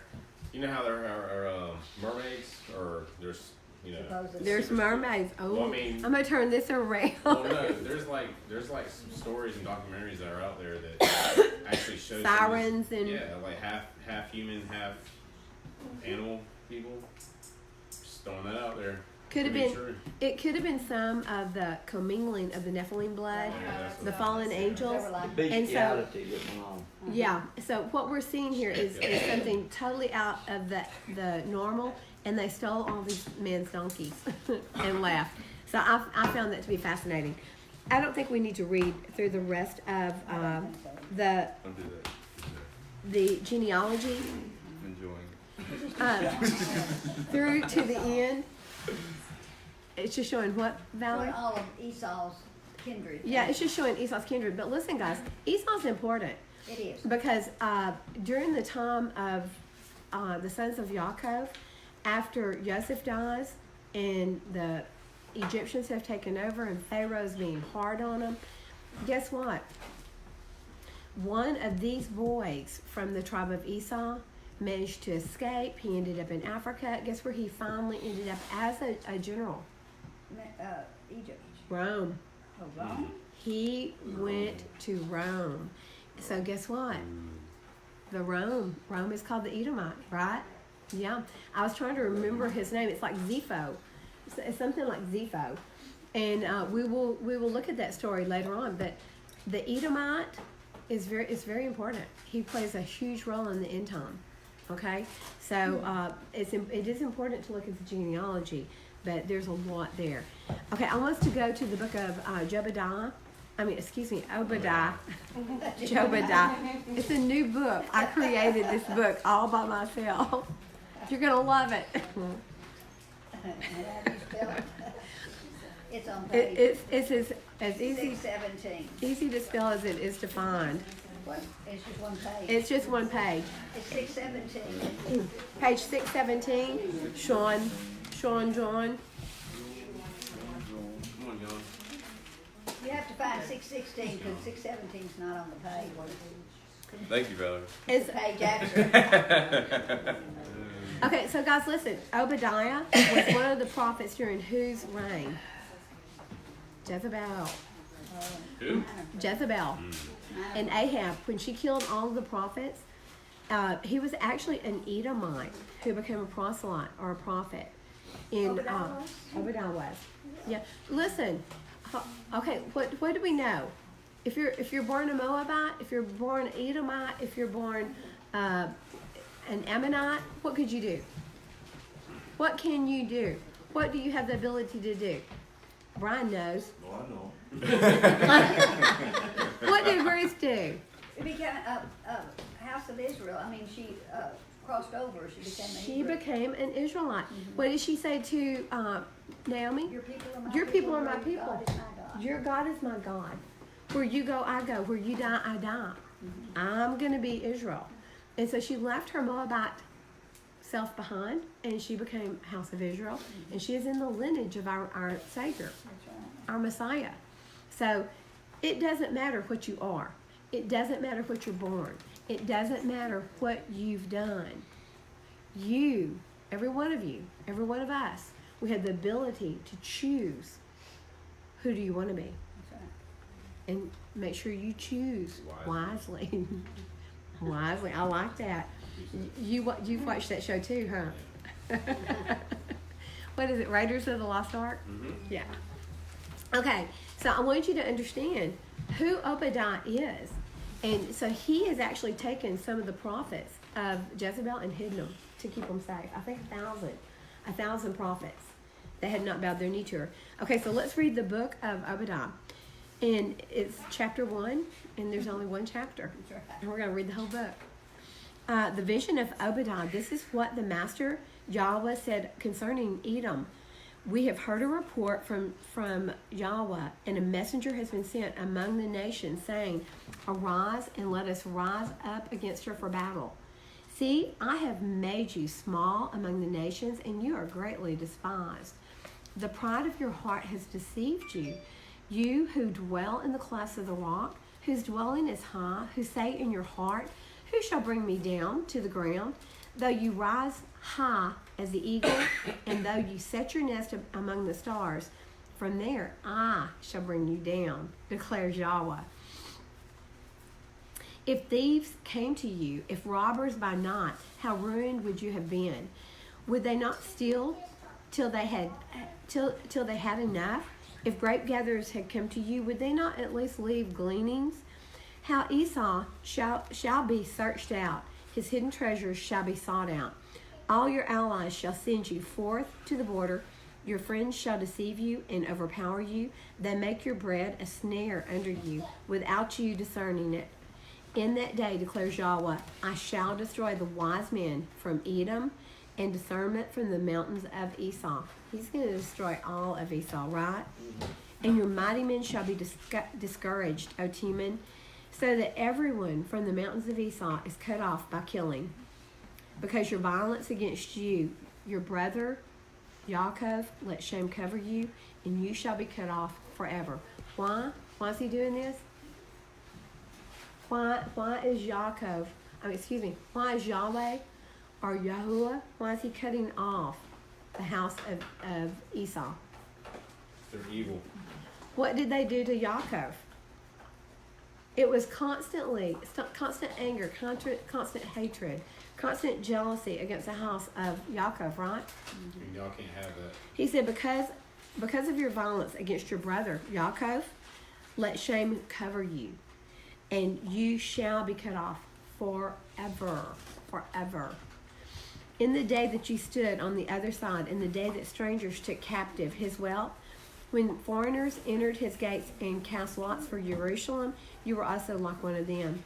And you should not have looked on your brother's day, in the day of his estrangement, nor rejoiced over the children of Yehudah in the day of their destruction, nor made your mouth great in the day of distress, nor have entered the gate of my people in the day of their calamity, nor looked down on their evil in the day of their calamity, nor have seized their wealth in the day of their calamity. You know, Rome, speaking of Edom or Esau being Rome, Rome is who came in and destroyed the temple in 80 AD. They destroyed it and they took all the temple treasures. So that's Esau. Esau took everything. Nor had stood at the parting of the way to cut off his fugitives, nor handed over his survivors in the day of distress. Anybody want to continue reading Obadiah? Sure. Where we at? Sure. We are 15. So 15. verse 15. For the day of Yahuwah is near upon all the nations. As you have done, it shall be done for you. Your reward shall come back on your own head. For as you have drunk on my set-apart mountains, so do all the nations drink continually. And they shall drink and shall swallow, and they shall be as though they had never been. But on Mount Sinai, is that Sinai? Zion. Okay, Mount Sinai, there shall be an escape, and they shall be set apart, and the house of Jacob shall possess their possessions. And the house of Jacob shall be a fire, and the house of Joseph a flame, and the house of Esau for stumble. But the house of Esau for stumble. So think about that. The house of Yaakov is going to be a fire. The house of Joseph, the flame itself. But what's going to be the stubble? Esau. Boo. Okay. I'm sorry. And they shall burn among them, and they shall consume them, so that no survivor is left of the house of Esau. For Yahuwah has spoken. And they shall possess the south with the mountains of Esau, and the low country with the Philistines. And they shall possess the fields of Ephraim, and the fields of Shemaron, and Benjamin, and Goliad. And the exiles of the host of the children of Israel possess that of the Canaanites as far as Seraphath, Uh-huh. and the exiles of Jerusalem, who are in Sepharad, Uh-huh. possesses the cities of the south. And Savior shall come to the Mount Sison to judge the mountains of Esau, and the reign shall belong to Yahuwah. Amen and amen. Okay, how about let's go to Hosea 11:7. And Valerie, did y'all find some other verses that y'all wanted to read? I tell you what, let's read y'all's verses, because really I like Obadiah better than Hosea. Read these. Yeah, read the ones that y'all found. Great. I'm playing camera woman. Let's see. Where they were then.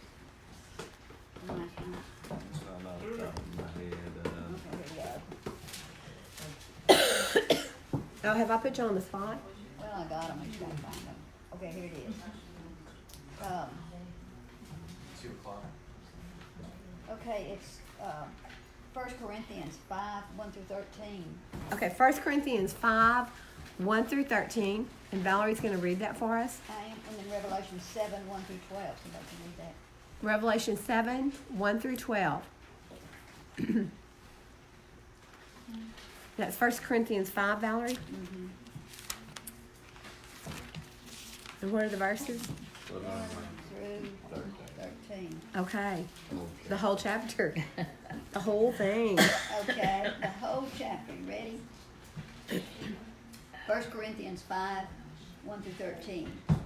It is commonly reported that there is whoring among you, and such whoring as is not even named among the nations, so as one to have his father's wife.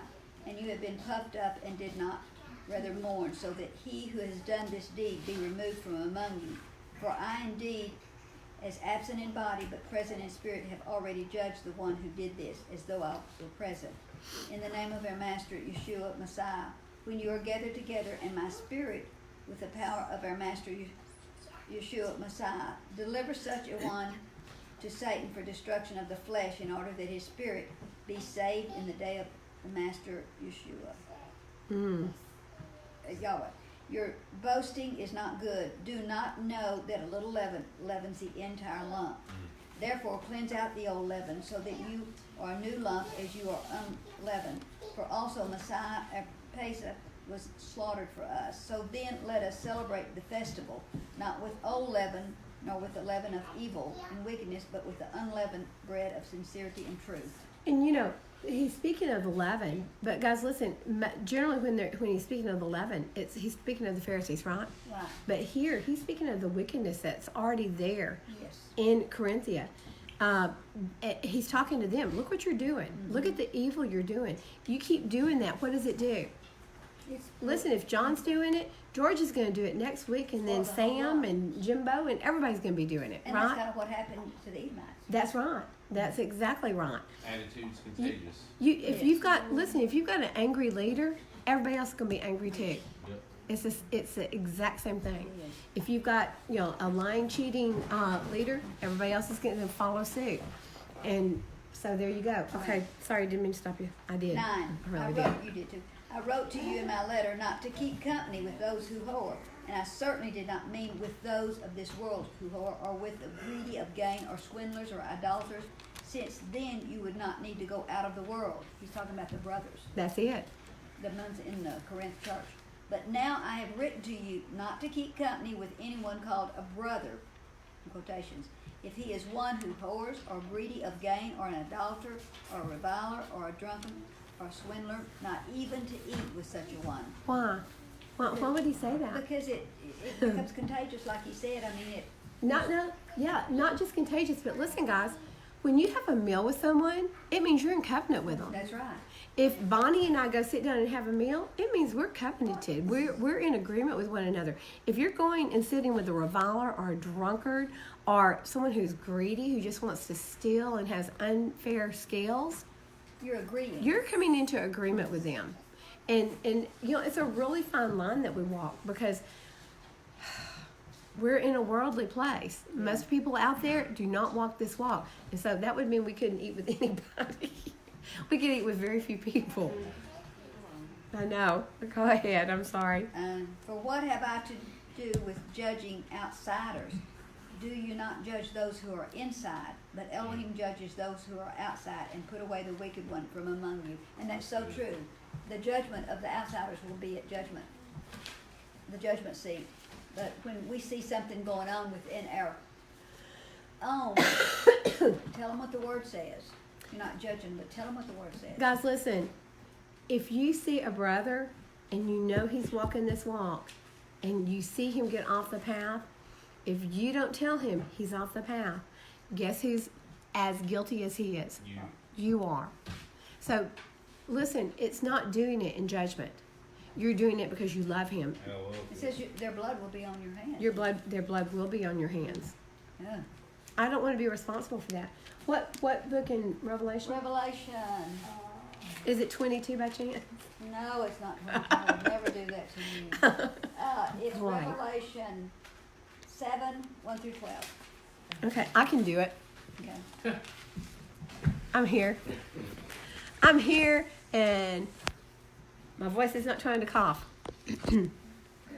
Okay, and after this, and it is 7:1-12. And after this, I saw 4 messengers standing at the 4 corners of the earth. 4 corners of the earth, guys. I'm sorry, did I repeat myself? Holding the 4 winds of the earth, that the wind should not blow on the earth, nor on the sea, nor on any tree.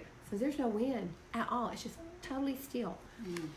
And I saw another messenger coming up from the rising of the sun, holding the seal of the living Elohim. And he cried with a loud voice to the 4 messengers to whom it was given to harm the earth and the sea, saying, do not harm the earth, nor the sea, nor the trees, until we have sealed the servants of our Elohim upon their foreheads. And guys, listen, last week, what did we find out that seal is? It's his name. It's his name. We're going to have his In Hebrew. name. It's in Hebrew. Is it paleo or we don't know? I don't care. I just want his name on my forehead. I want to be called his, the Yud He Vav He. That's it. However it is written, I want it on my forehead. So when we have that seal, we're going to be safe. And to have it, you've got to look like him. It's got to be, you've got to have his character, his mind. It's got to have it sealed. So guys, listen. When you walk like Yeshua, what does that mean? You're walking in the Spirit. You're walking in the Spirit, but you're being obedient to Torah. Right. Because he wasn't. He is the walking, talking, living, breathing Torah. Because John 1:1 says what? Yes, he was. In the beginning, he in the beginning was the Word, and the Word was with Yah, and the Word was Yah. So in the beginning he was, and so in the beginning was the law. First 5 books. He's that. He's all that plus. He's so much that John said if we wrote of everything that he did, we couldn't even fit it in a whole room. It's that big. Okay, and we're verse 4. And I heard the number of those who were sealed, 144,000 sealed out of the tribes of the children of Israel. So 12,000 out of each tribe. The tribe of Yehuda, 12,000 were sealed. The tribe of Reuben, 12,000. Gad, 12,000. Asher, Naphtali, Manasseh, Shimon, Levi, Issachar, Zebulun, Joseph, Benjamin. We talked the other day about Dan, and I believe you're right. I don't believe Dan's here.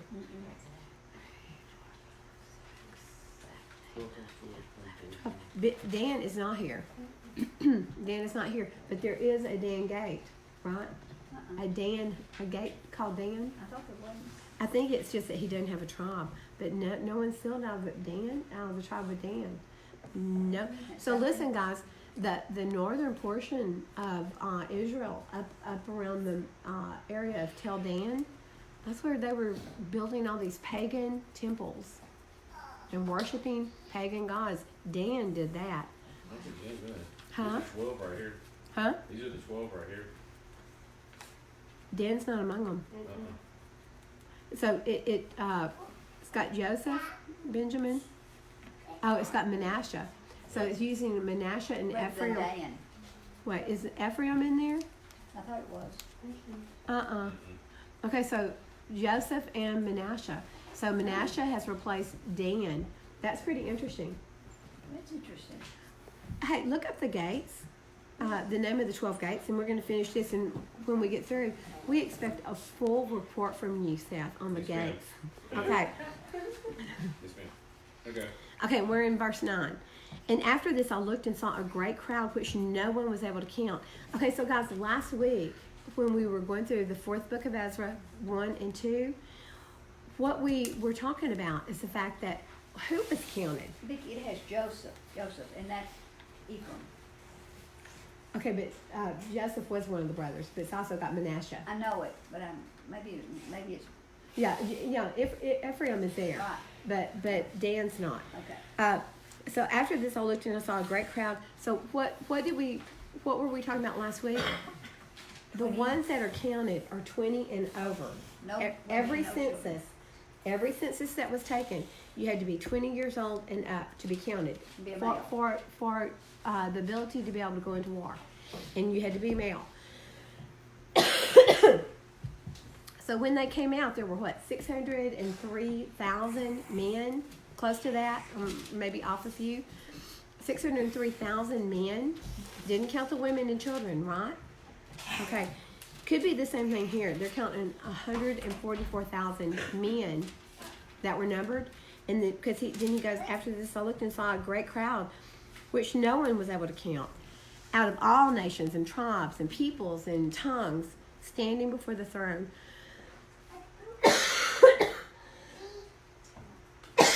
Excuse me. And before the Lamb, dressed in white robes and palm branches in their hands, and crying out with a loud voice, saying, "Deliverance belongs to our Elohim, who sits on the throne, and to the Lamb." Valerie, would you finish that? Yes. And all the messengers stood around the throne, and the elders and the four living creatures fell on their faces before the throne and worshiped Elohim, saying, Amen. The blessing and the esteem and the wisdom of the thanksgiving and the respect and the power and the might to our Elohim forever and ever. Amen. And one of the elders responded, saying to me, Who are those dressed in white robes, and where did they come from? And I said to them, Master, you know. And he said to me, These are those coming out of the great distress, having washed their robes and made them white in the blood of the Lamb. Did I go past where I was supposed to? Yeah. Said 11. Yeah.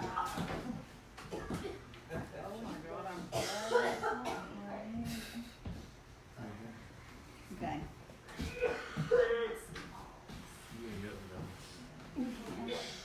So it's showing the 12 tribes, and out of each one, like Vicky was saying, it's going to end up being 144,000. But that's just the men, 20 years and above, which, you know, we always heard that the age of accountability was, 12 or 13? But we've seen in the scriptures that it's 20 and above, that those are the ones that are going to be. Hey, Giovanni, how are you? Give me a hug. Can you wave at the people on? Look, come here. Come here. Your mother, come here. Wave at the camera. So this ends the portion of the Torah today. Does anybody have anything that they want to add to it? I mean, I think that's interesting. Did you find the 12 gates? Yeah, it's 21. Wait just a minute. Let me turn this towards. Revelation 21, 12. And it reads all the way to 21, 21. Would you read it? Yep.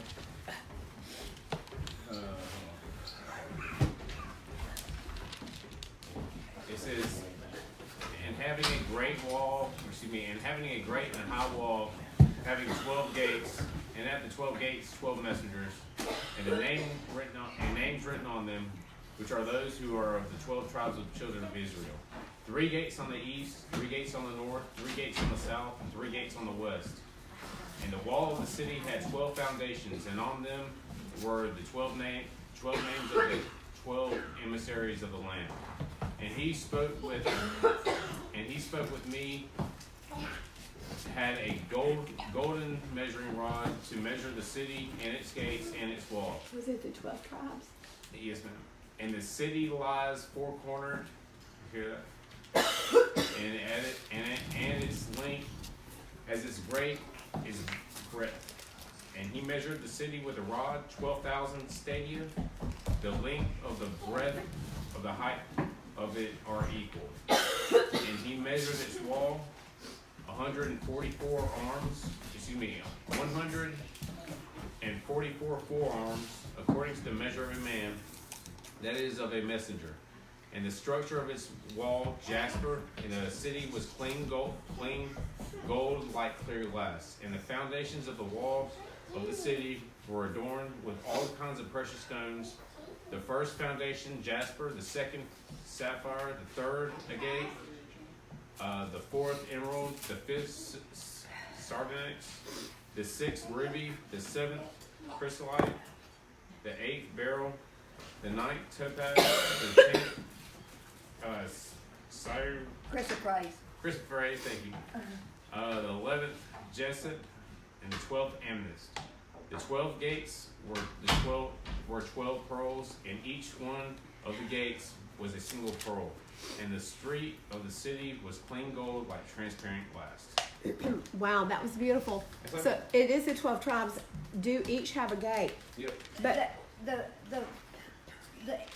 The stones would represent which tribe it was. Yeah, We'd there's- have to find out what. There's the breastplate The of ephod. righteousness of the high priest. the ephod. Yeah, they have each. There's something. Yeah, there's some like research there. So that it's- has each stone. it's as each- relevant. So we're gonna look and see which Yeah. tribes are on there. That would tell. But guys, you know what we do know? Who was not represented on the gate? Who didn't have a gate? The Gentiles. There's no Gentile gate, guys. So listen, in order to get into the kingdom, you're going to have to be one of the tribes of Israel. And I apologize, I've got something from Snotty Nose Grandkids. Thank you, Bill, for the fizzy stuff. What about the Gentile believers? You don't believe in what you see. There's not a gate for the Gentile believers. Listen, guys, there's not a Gentile believer. If you believe Yah, and this is hard to accept, if you believe Yahweh and you believe His word, then you're going to be the house of Israel. If you're being obedient, you're under the covenant. And that's what the house of Israel means, is under the covenant. And the covenant is, I will do what you say, Yeah, that's and it. you will be my people. That's all. Mm-hmm. Just doing what He says. That is it. And so I really like those verses. That was in the back of the Complete Jewish Bible. Yeah, it is. I really like that. They really were good. So I'm sorry I didn't get to finish it with y'all. I missed We it. finished it for you. Okay, great. So listen, guys, we want to thank you. This really is the end of our Torah Parsha. Do we have anybody that wants to add anything to or questions? No? That was great research. And we're going to do a little bit more Hey, I'll research. do a deal on that. That would be awesome. All right. That would be I tried really it one awesome. time, and just one of the stones is pages and pages. Oh, yeah. And Well- it means the characteristic of that tribe. But it should be easy to relate it to the ephod and see which stones are on there and which ones not. So Okay. it should be very simple. You can make it big and hard, Yeah. but I would do it just a simple relation there. So guys, listen, this has been a really deep, broad study, and y'all have done such a good job. This is what makes it fun, is everybody joining in and bringing information. I love it. We have fun. So we're going to stop. We're going to go eat. And then this afternoon, we are going to be into what? Ezra, Ezra. And we're doing 3, 4, and 5. is this part of it? Yes. Dennis stole my sheets. So we're going to do chapter 3, 4, and 5. And this is 4th Ezra, also known as 2nd Ezra. So it's going to be a good study. I hope everybody can come back and join us.